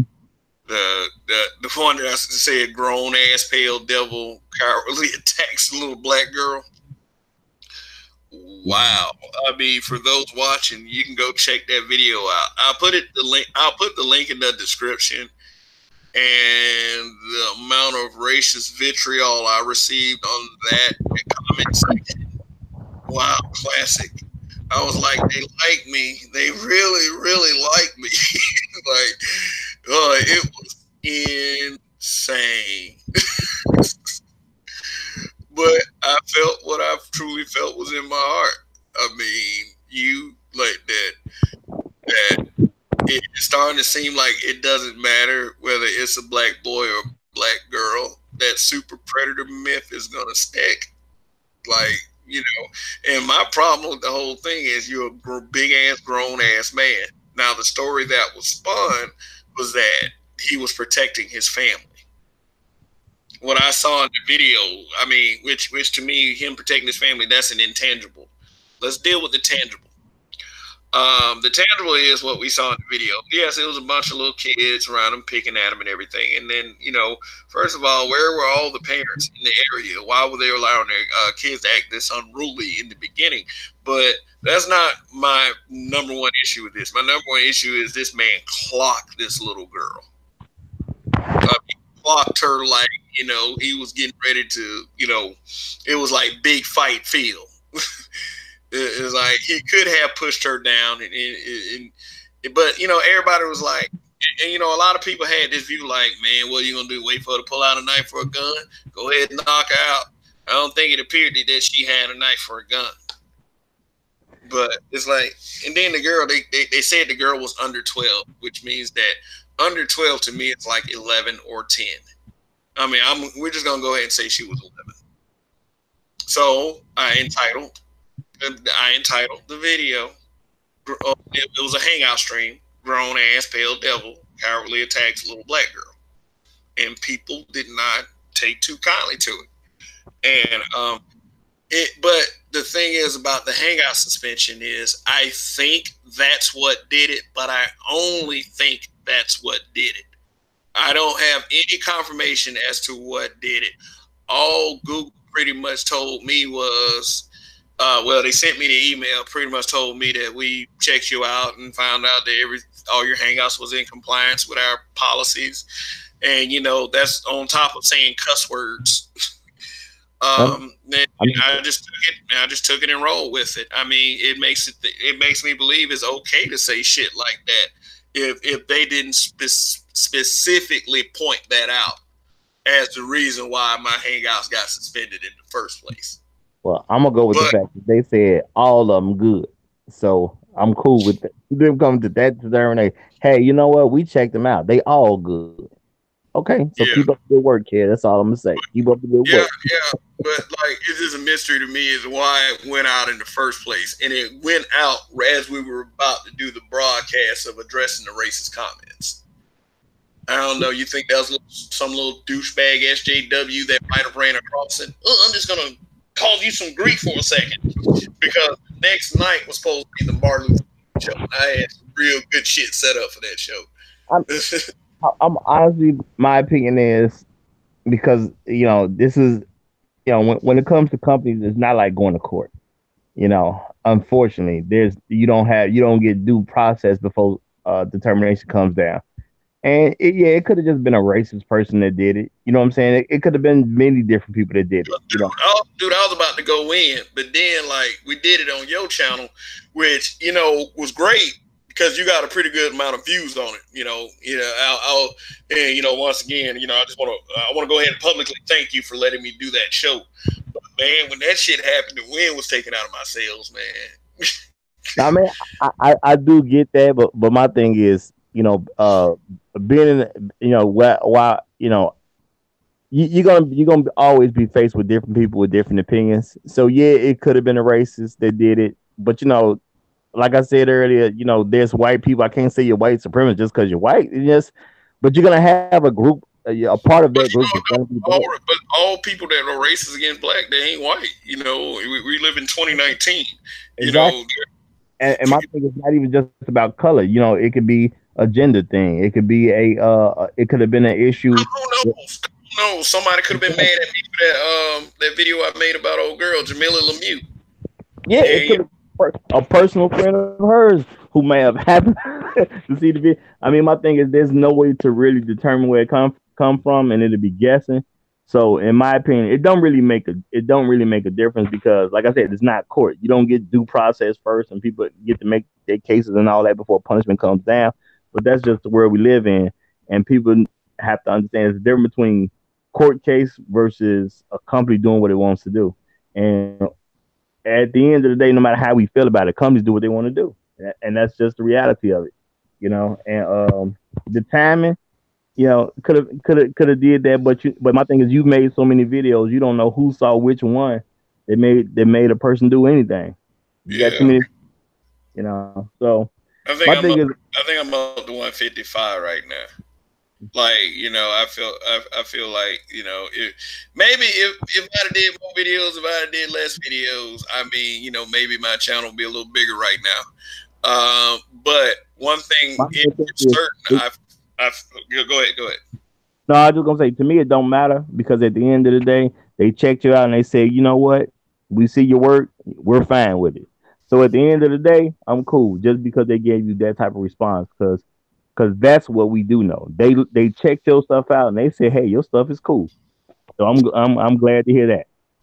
Yeah, and it wasn't 90 days like well, shout out to Joe from BMT Blackmail Talk. Yeah, you know, me and him had to talk about it, and he was like, well, yeah, it sounds like 90 days, bro. It's like, yeah, I'm glad that it wasn't an actual 90 days. Like, you know, I was prepared for it to be 90 days. I think I was going to come back on 420, which would have been awesome. Like, yeah, on 420 broadcast. I think I'm going to probably do something like do a 420 broadcast and basically talk about the ins and outs of marijuana legalization. You know, we can do that on 420. So anybody watching, look forward to that on 420. Also, Thursday night, you know, I'm going to do a show. We're going to do a bigger panel of people. I don't think Donnie's in Colombia, so I don't think he's going to be able to join us. But, you know, I just make sure that I pick a real good subject. And guess what we can do? We can do an open invite to other YouTubers if they want to come on the broadcast. And I promise I'll try to go on a little early, like 7:38, 9 o'clock. But you know how this YouTube thing goes. People are busy. They plan their own broadcasts, and, you know, they're doing stuff for their own channels. And you know what? I don't hate on that. I like that. I like that about people, you know. Yeah. So,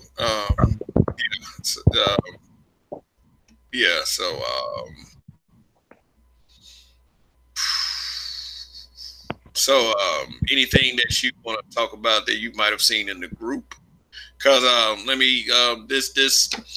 was encouraged to come to YouTube because of what I did on Facebook. I was like, maybe if I translated it to YouTube, it'll spread our media reach a little bit. The group now is at 26K, and I mean, that's fine with me because, you know, we had 26K people engaging in the group. Shit, we better be getting paid for that shit. Can you imagine that? Can you imagine if all 26,000 people engaged in the group? I mean, yeah, and it might actually be that way one day because you never know how big something is going to get. But you know, my thing is, at the end of the day, I like what you got going with YouTube, and the group is still great because it does give us a lot of good information. You know, as far as well, I ain't gonna say it just gives you a lot of good information. Period. Because when people make certain arguments, you know what I'm saying. Honestly, people pull up different things about different things, and then you be like, okay, well, let me go check into this thing that this person pulled up. So it actually does give you actually good information sometimes because people are making different arguments and they're saying why they're taking different stances on things. So that's cool. You know, so if you are a person that knows how to properly process information, you know what I'm saying, it can definitely help, and it does. It's a place where people feel free to say whatever's bothering them. So to me, it's great because you get to see where people are coming from, you know, and even if they don't want to say much about it, you still know what's bothering them. So it gives us a pulse of the people, you know, which is good at the end of the day. Mm-hmm. Yeah, I've always liked different viewpoints. I mean, people may disagree with that. Some moves I've made in the group, but hey, sometimes you got to make moves that people don't agree with. But Well, my thing I is you got to find the positive. You got to find the positive in everything. You know, just like I said with Colin Kaepernick. Hey, if that man finna get paid $60 million to not play football, you know, yeah, Colin Kaepernick wins. I yeah, mean, but I go into situations like that knowing that it may not get the desired result. So when celebrity turns celebrity, I'm not too disappointed. mm-hmm. That's just me. But for me to uplift you as a figure of social justice, you've got to put in some footwork. Seriously, like Yeah. true social justice, not this internet bullshit. Like just Well, that. I've always viewed people who put up a hashtag. Mm, They don't even understand the concept they believe they're fighting for. mm. It takes more than a hashtag to change the world. Yeah, it does take on the hashtag. But let me ask you a question, man. Let me ask you a question. I'm probably gonna wrap this broadcast up. I think we did pretty good. What do you Okay. think comes from this notion that every time that you make something black men centered, that black people thinks that oh my God, this is it. The black community is gonna finally get the help that it needs. Oh my gosh, but then when it turns into a discussion group, then it turns into what everybody thinks it should be. Oh, you guys should be trying to organize efforts. We're just trying to trying to save the black community. They put it all on your shoulders to save the black community. My thing is like, okay, got to take suggestions. and number one, we have here's a suggestion. We got to make moves that is most beneficial to the children. That doesn't mean government to crush people's hopes and dreams. I mean, I'm just saying, to educate, to reverse miseducation, and to teach our kids to be resourceful so they can survive out there in a world that doesn't really give them that great of a fucking chance.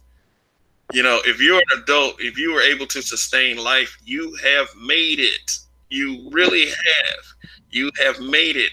Share your great ideas with the rest of the world. Don't cry when someone says something you don't like. You are free to disagree with it, but to go on long tenure campaigns, fuck this, blah, blah, blah, fuck this, fuck that. And I can say that for anybody. But by the same token, if I don't agree with your rhetoric and I put another position, I will say something about it. Say, for instance, if you say something,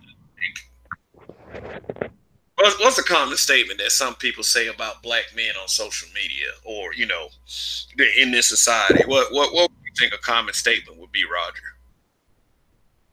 I mean, a common statement would be black men don't take care of their children. Yeah, but Yeah. we take care of our kids. I will say this: I may have one deadbeat I'm related to. Just to own it, just to own accountability. But I'm not that deadbeat. I Mm-hmm. mean, for 99% of the time, the men in my family have taken care of their children, and that includes myself, my father, my uncles, my brother, my just all of them, just all of them, maybe all of them except maybe one. So I know we know how to call BS when BS is there. We do. But in order to, like I would say, fix things or try to get ourselves in the forward motion, we have to call the BS. It's just like, okay, if you make fun of a fat kid, it's mean. But the positive side to it is that fat kid might get in the gym. They get on the they might eat better. Because in a lot of cases, being overweight is unhealthy. True. Yes. A case like Samuel Hung, like Donnie was saying the other day. Donnie was saying Samuel Hung, like he said, I'm fat, I'm not out of shape, and Samuel Hung had speed. So so like I was saying, everything like it's like Chris Rock said, bullying is necessary. Do you believe that? Well, when it comes to bullying, when it comes to children, honestly, I'm not. You know what I'm saying? Of course, I don't want anyone to be bullied, but it's not nowhere near the concern that a lot of people are trying to make it out to be. And when you raise your children, you should be raising them for the real world versus the world you pretend you live in. So I think sometimes you have a bad reaction because people are trying to raise their children in a way that is not truly the world they actually live in. Because people do. There are that small group of people that do disturbing things because of bullying. My question is, how are these kids getting raised? You know what I mean? I just don't understand. So bullying been going on a long time. You know what I mean?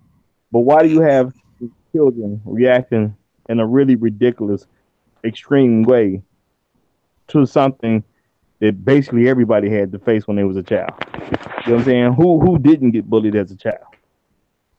Yeah, I could tell you some stories, but see, the thing is though, you have to be careful with saying stuff like that. You have to be careful with saying stuff like that because then the whole "who hurt you" bullshit comes up. And one thing that I understand with our people sometimes, and yeah, this is an accountability piece. Sometimes we don't exactly like when people call us on how we treat folks. And and I'm not even saying that I'm perfect in that area because I'm not. I mean, I'm not saying that I just did people shitty, but I've said some things that I might have needed to take back at some point with some people. So, so I do kind of understand. Well, let me say this: as a black man in this country, technically, when are we not being bullied? You know what I'm saying? So if being bullied is the only issue, we or as black men, or attempted bullying, because it's like I mean, as a man, I really don't like the whole consider myself being bullied by anyone. Right. I don't know if that's some kind of macho thing with me or something, or that might be that toxic masculinity thing they might be talking about. No, which I don't even believe in anyway. But it's just like the concept of me being a grown ass man getting bullied is just ridiculous. I can't see I don't care if the guy is way bigger than me. I can't see myself. Consider myself getting bullied. Some and I'm gonna use a word that people often misuse, but I'm gonna use it because I really think these guys are like this. Just like when a simp on social media tries to call himself bullying me, it's like, what the fuck is that guy talking about? You can't bully me. What are you doing, guy? Well, I mean, that's sad that as a grown man you're even trying to bully another grown man. But you know what I'm saying? I understand where you're coming from, and I'm not saying that we're actually being bullied, but I'm just saying that. But I understand this. There is attempted bullying, just like I will put it like this: social media bullying. Like a lot of people accuse LGBT of bullying people. With bashing them over the head with their beliefs and everything. And if I would say it just like this. I'll give an example. Christian Keys. That's another video I did. He's kind of like a straight to video actor. He was in a lot of these Netflix. He was in a lot of these Netflix black films. Like one I did watch in particular with my wife, it was called Black Coffee, and it was like it had a couple of trifling elements in it. But what I liked about this one particular film was everything circled around and everybody was okay by the end of it. It wasn't no hard feelings or none of that shit. And the message was work together and support black businesses. So that's what I liked about that film. And Christian Key's character kind of played a catalyst in trying to, just kind of like on the slide, make everybody, make everything positive for everybody. So Christian Keys is a cool guy. But basically, he was saying like on Instagram, he said he don't like the eggplant emojis, stop DMing him and all that other stuff. Just stand on your beliefs, respect my beliefs, I respect your beliefs. But I don't like all that shit. I would say that, damn, it's like every man has a right to say what he doesn't like. I mean, don't try to force something like that on anybody who wants you to respect their heterosexual beliefs. Don't act like that's a bad thing to say. And with a lot of these, with a lot of the LGBT community, they have a tendency to just, if you even mention them in a slightly negative light, they'll blow it out of proportion. They'll go on long tenure campaigns just to get you ruined. And you don't even have to do something like say the F word. Well, see, my thing. So to say that kind of bullying does exist. Well, I'm looking at it from more than just a social media climate. Yes, there are many things captured on social media nowadays, but at the end of the day, they tried to bully Kevin Hart. You know what I'm saying? Period. Kevin Hart is a comedian that made some jokes some years ago. They didn't like his jokes, so now they tried to bully him to doing certain things, and it came from the LGBTQ community. Whatever it is, but it came from the gay folks community. And that was a form of bullying, on a technical sense. Now, Kevin Hart as a man ain't gonna feel bullied, but that was a form of bullying. Well, you said these jokes 7, 8, 9 years ago, so you shouldn't host the Oscars. Okay, cool. Now, my thing is, you do what you want to do with your stuff. I don't care that they don't want to. But yeah. See, that's my thing is, though, I don't care about being uninvited to somebody else's party. Exactly. It's not gonna break my. And all this little inclusion acceptance thing that sometimes us blacks have, like, I don't understand it. I mean, it's like, okay, cool, fine, okay, go ahead and go ahead. If you want to go to their party, if you want to sit there and cry in the corner because you didn't get invited, okay, fine. But a guy like me gonna be looking at you and just and going about my business and maybe crack a joke or two. But it's like, if you make your own party. That's all I'm saying. Make your own party. Stop crying about not being invited to somebody else's shit. Well, but I want to talk about on the context because Kevin Hart didn't cry. They tried to bully him. They wanted him to do a job. He was cool with doing the job and getting paid. And then when they said, well, you know what? You have to do this in order to do this job. And he was like, well, you know what? Check this out. How about I just don't do the job? You know what I'm saying? So that was an attempted way of bullying him. Kevin Hart wasn't going for it. That's all it was. So I was actually proud of the man for taking a stance on something, at least once in his life. He done took a stance, because that's being 10 toes down on some real stuff. Because especially with money in play and all that, they tried to bully him. Period. That's just what it is. But I think what happened was, I think he took a stand at first, and then he ended up apologizing, and then bullshit ass tried to go to the front of that shit. Well, no. This is the thing, though. He made the jokes. He had already apologized for them jokes. So they came to him and said he needs to make an apology about these jokes. He said, I don't get that. It's like trying to make people re-apologize for shit. Well, this is let me say this because it might be some people that don't know exactly how it played out. The man made some jokes years ago. Then he got the job to host the Oscars. Then the Oscar said, "Hey, we found out about these jokes you cracked years ago, so you need to apologize for them." Kevin said, "I already apologized for those jokes because that happened years ago. Well, we want to apologize again." So he say, "Well, the job ain't worth me apologizing again. I already spoke on it. I dealt with it. It's over with for me." You see what I'm saying? So he didn't do it, which I feel was fine. Then on top of that, good. Then on top of that, after he said, "You know what? I'm not going to take the job," and then he apologized again and so he did that for the people. He didn't do that for the He didn't do that for a show. He did that for the people. Because this whole thing, I'm trying to make my people, my fans, feel better about me or whatever. And I understand that some of them may be offended, and this is maybe new information to some of them. But you know what though? I will say this about Kevin Hart. At one point, he did say that he doesn't take up matters of race because he feels like it's isolating a part of his audience, which I would say in this social media landscape is pretty cowardly to say. Like, I just want to throw that out there. No problem. But my thing is, I was fine with what he did because at the end of the day, he let them know you ain't gonna just tell me to do anything. I'm just gonna do it. I'm to the point that I'm not going to be controlled by you. So the fact that he got enough money in his bank account to let somebody know I don't have to be controlled by you anymore, I was happy about that. For me, that was a victory. You know? But the thing is though, with also where Kevin Hart is, like, okay, fine, that's all well and good, but it's like every time a black guy, you can get in happy feuds with black guys, but when it seems like white people say something, then you can't, you're not there.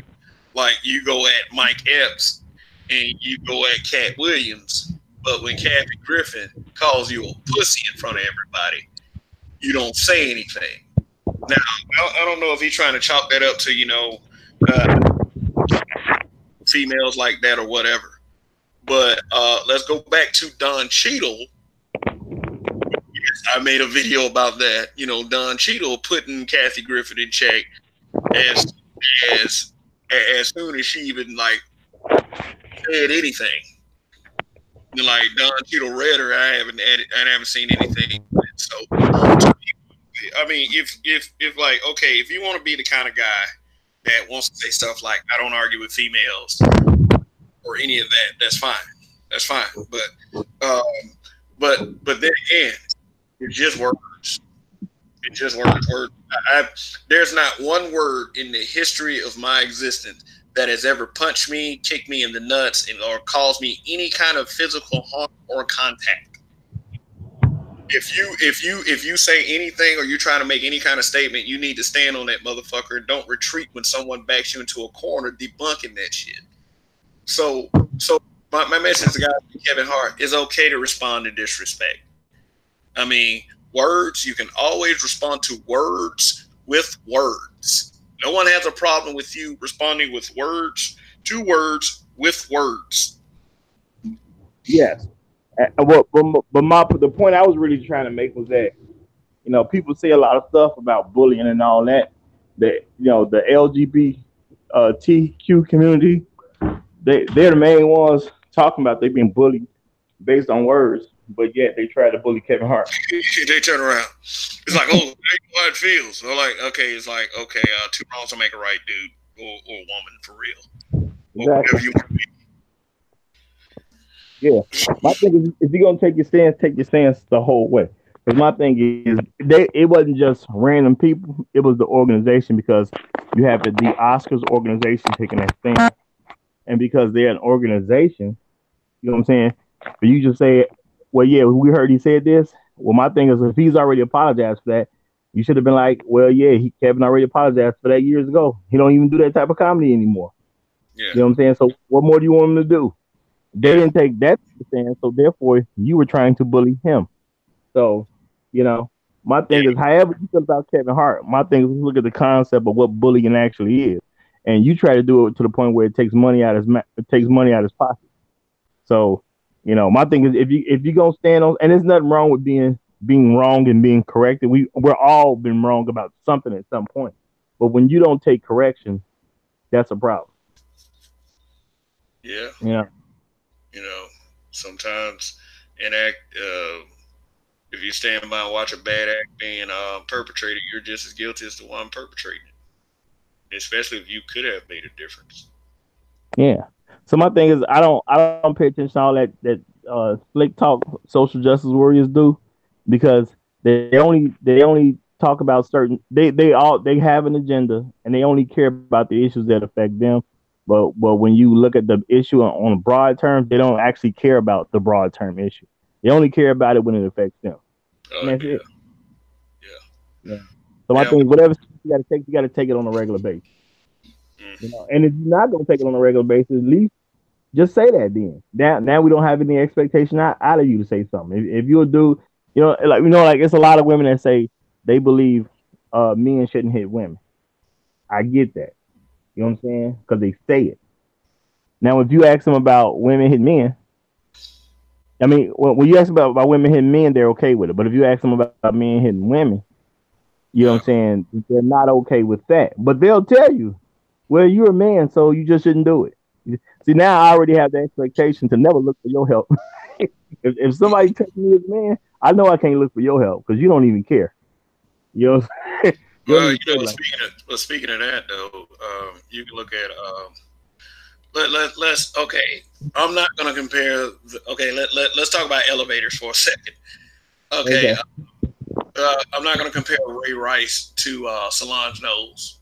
I'm gonna say that because it does look like Janae Rice was in his face, but his reaction to it, I'm sorry.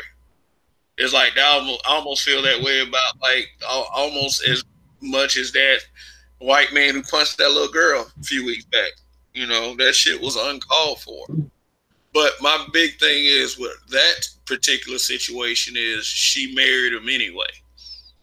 You know, it's like, and she scoffed at everyone who was concerned for her welfare. And when I'm talking about Janae Rice, now let's look at two incidences. Let's look at like since that's out the way. Let's look at two other elevator incidences. Now, one of them is the Jay-Z and Solange incident. I'm circling back to a point that you made a second ago. Okay, we got a guy in the chat, Kyle White, Trump 2020. Now, if Kyle White had tuned in a little earlier, I would have acknowledged that it's a very strong possibility that Trump is going to win the 2020 election and we're going to see him for 4 more years.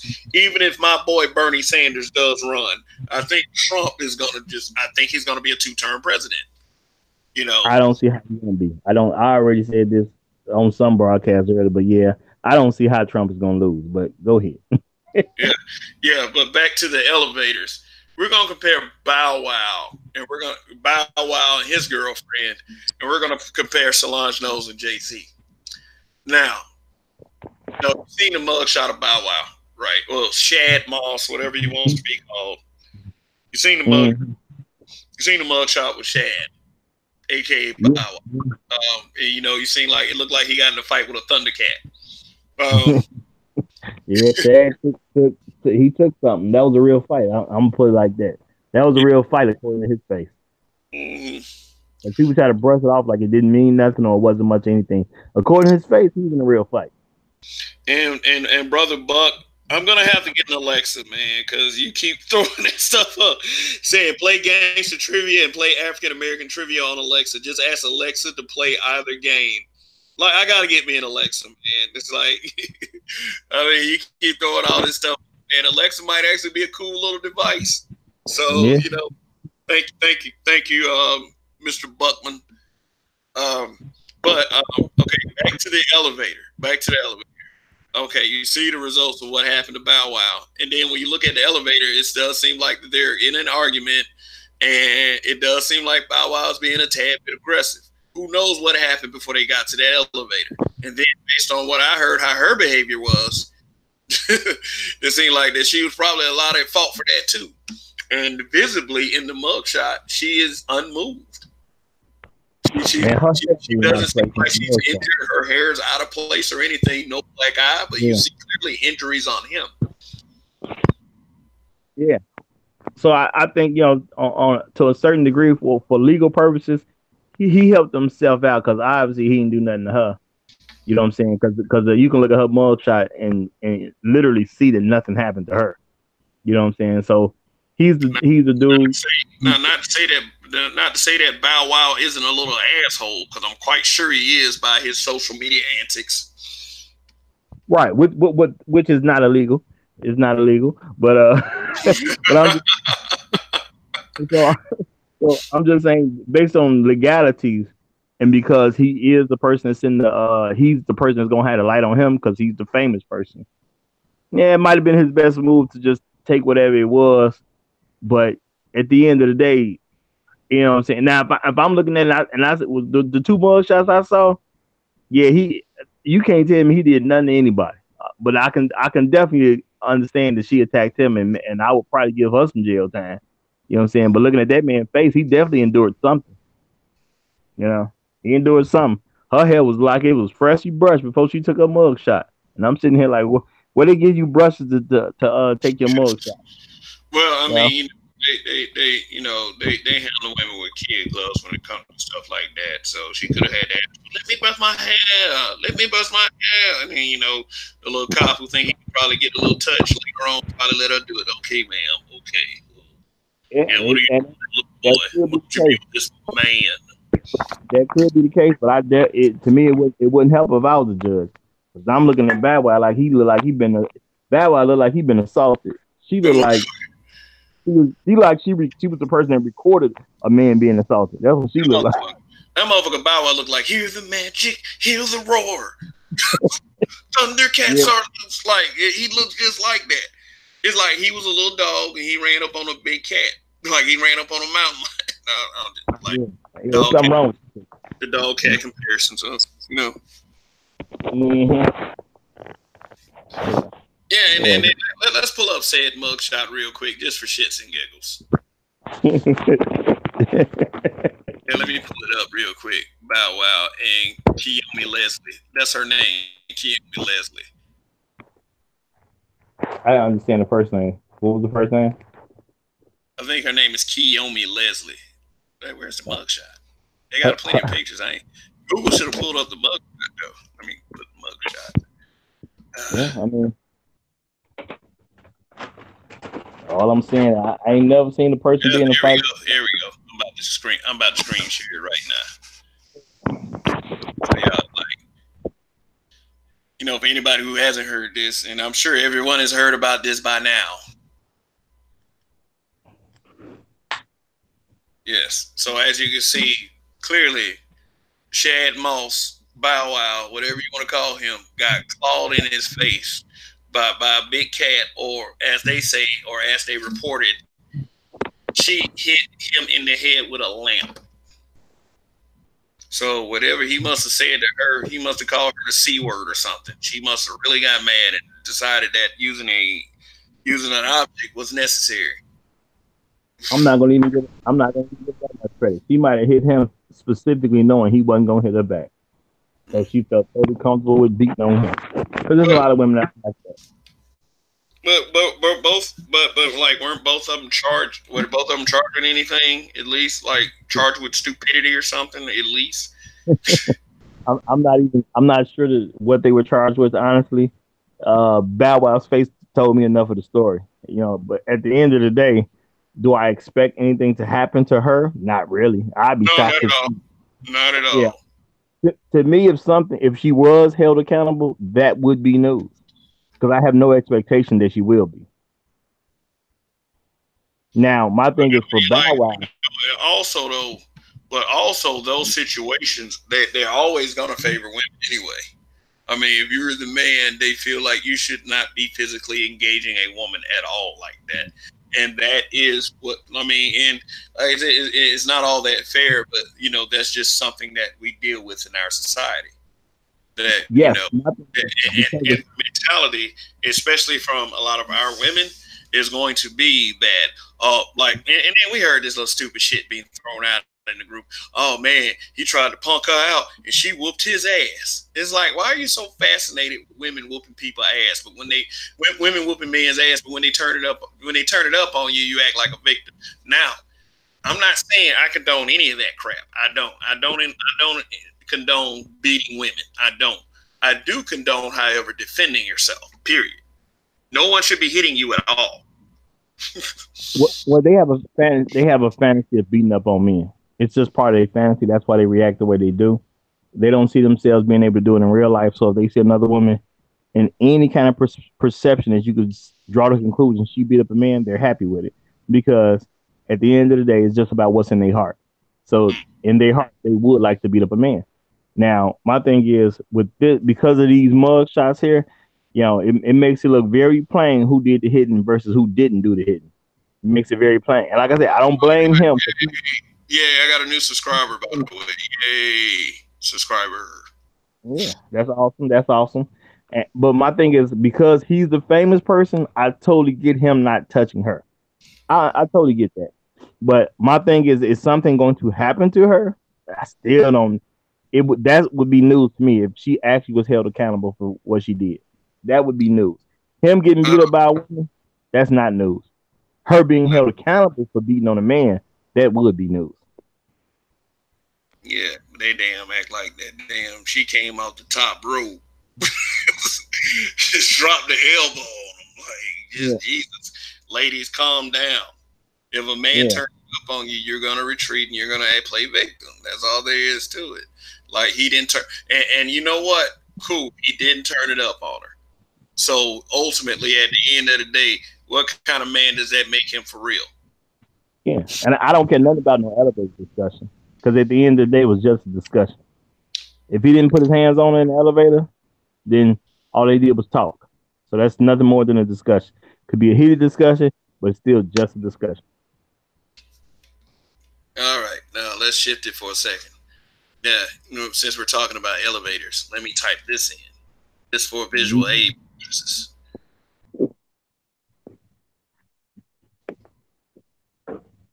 Yes, elevator.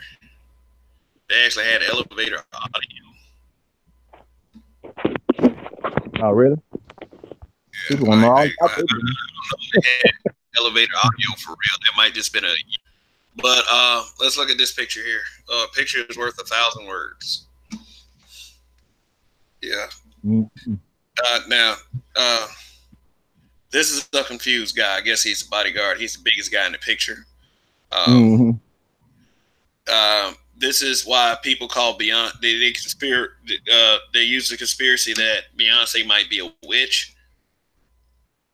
Like for real. If you watch the elevator video, she has a blank look on her face while this whole thing is going on. Jay-Z, go ahead. No, I just want to say, if the fight in the elevator was about what they claim, what I hear it's about, then I can understand her not caring that he's getting hit. I can understand that. Okay, what did you hear? Refresh me for a minute. What did you hear that fight was about? I heard this fight was the news came out that Jay-Z was cheating on Beyonce. So Solange was reacting to that fact. And that is, Beyonce is Solange's sister, so she was mad that her sister got cheated on. So I do understand why Beyonce wouldn't care that her sister is beating on her husband in her defense. I could totally understand that. Don't make it right. I'm just saying I can understand it. Okay. But here what the point, like, yeah, I get that. She was defending her sister from something she heard. Or, you never know these little Hollywood freaks. She could have hired a PI to follow the man. And see what he was doing. Yeah, you never really. But let's talk about the perception here. You got two elevator incidences now. Now think about it. When you first saw that footage of Solange basically kicking at Jay-Z as many times as she did, the initial reaction from people was that. What was your reaction? What was your initial reaction? I mean, you're a man of common sense. I thought it was a bad look because number one, they're a famous couple. It got out. Didn't have any idea why this was even taking place. And to me, it's just if you have an issue, especially even with like a family issue, we're not supposed to treat each other like strangers. You don't fight with family like you fight with non-family. So to me, it's just a bad look all around. Yeah, I felt like it was a bad look. I felt like it was a bad look.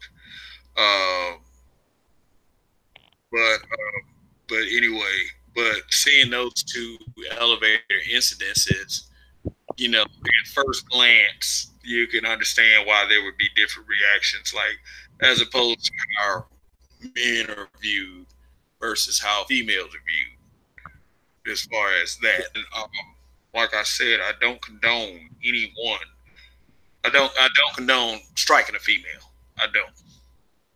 But my whole point is nobody should be putting their hands on anyone, period. But perception is key in a lot of these situations. That's true. Well, I'll say this. I always advise women, at the end of the day, if you start a fight, you can't get mad that you lost. Now, see, I can understand if a guy hits you first, he all the way in the wrong. But if you hit him first, you started a fight. No matter what your perception is about what a man should or shouldn't do, understand you started a fight at that moment. Now, some guys ain't gonna react to the fact that you're starting a fight. Some guys will. So if you get beat up, you can't be mad that you lost the fight you started. Makes no sense. Because I'm never one of those people. I never say Don't. men shouldn't hit women. I just say, no one should be hitting anyone. Period. I never say men should. I mean, men shouldn't hit women because I don't personally feel that it's okay for women to hit men. So I don't use that terminology. Yeah, so let's basically just circle back around. If Bow Wow had turned it up on her, seriously, it would have been. Let's put it at social media level. It would have been a serious shaming campaign, a serious ostracizing of Bow Wow. Oh, He would have absolutely. he would have been labeled an abusive jerk. He would have been labeled. He'd have been labeled a woman beater. Everything. This motherfucker wouldn't have found work anywhere once they got done with him. Bow Wow would have been working at the local Home Depot Yeah, in the back in the warehouse. just been recognizing. Man, aren't you the that guy that beat that girl that time? You know, I can't even say that because the Home Depot would have been like he's still a person that beat on women. Even they would because they got an image to uphold too. Bow Wow would have had to find like some type of warehouse job where nobody could see him. Yeah, yeah. He'd have been hiding. Yeah, but anyway, I think I'm about to stop this broadcast. Yeah, it's great to be back. I mean, it's like I never really went anywhere because I still was dropping downloads. I have a backup channel called the BMBBH panel channel. Yeah, that I did Hangouts from, and I mean, like, it's got like 9 subscribers. So, what I do is put the link in the description below. Please go subscribe to that channel. Also, subscribe to the Roger Report. Subscribe to You Ain't Shit for Watching, and then also just subscribe to this channel, please, as well. Any final thoughts, Mr. Steven, sir?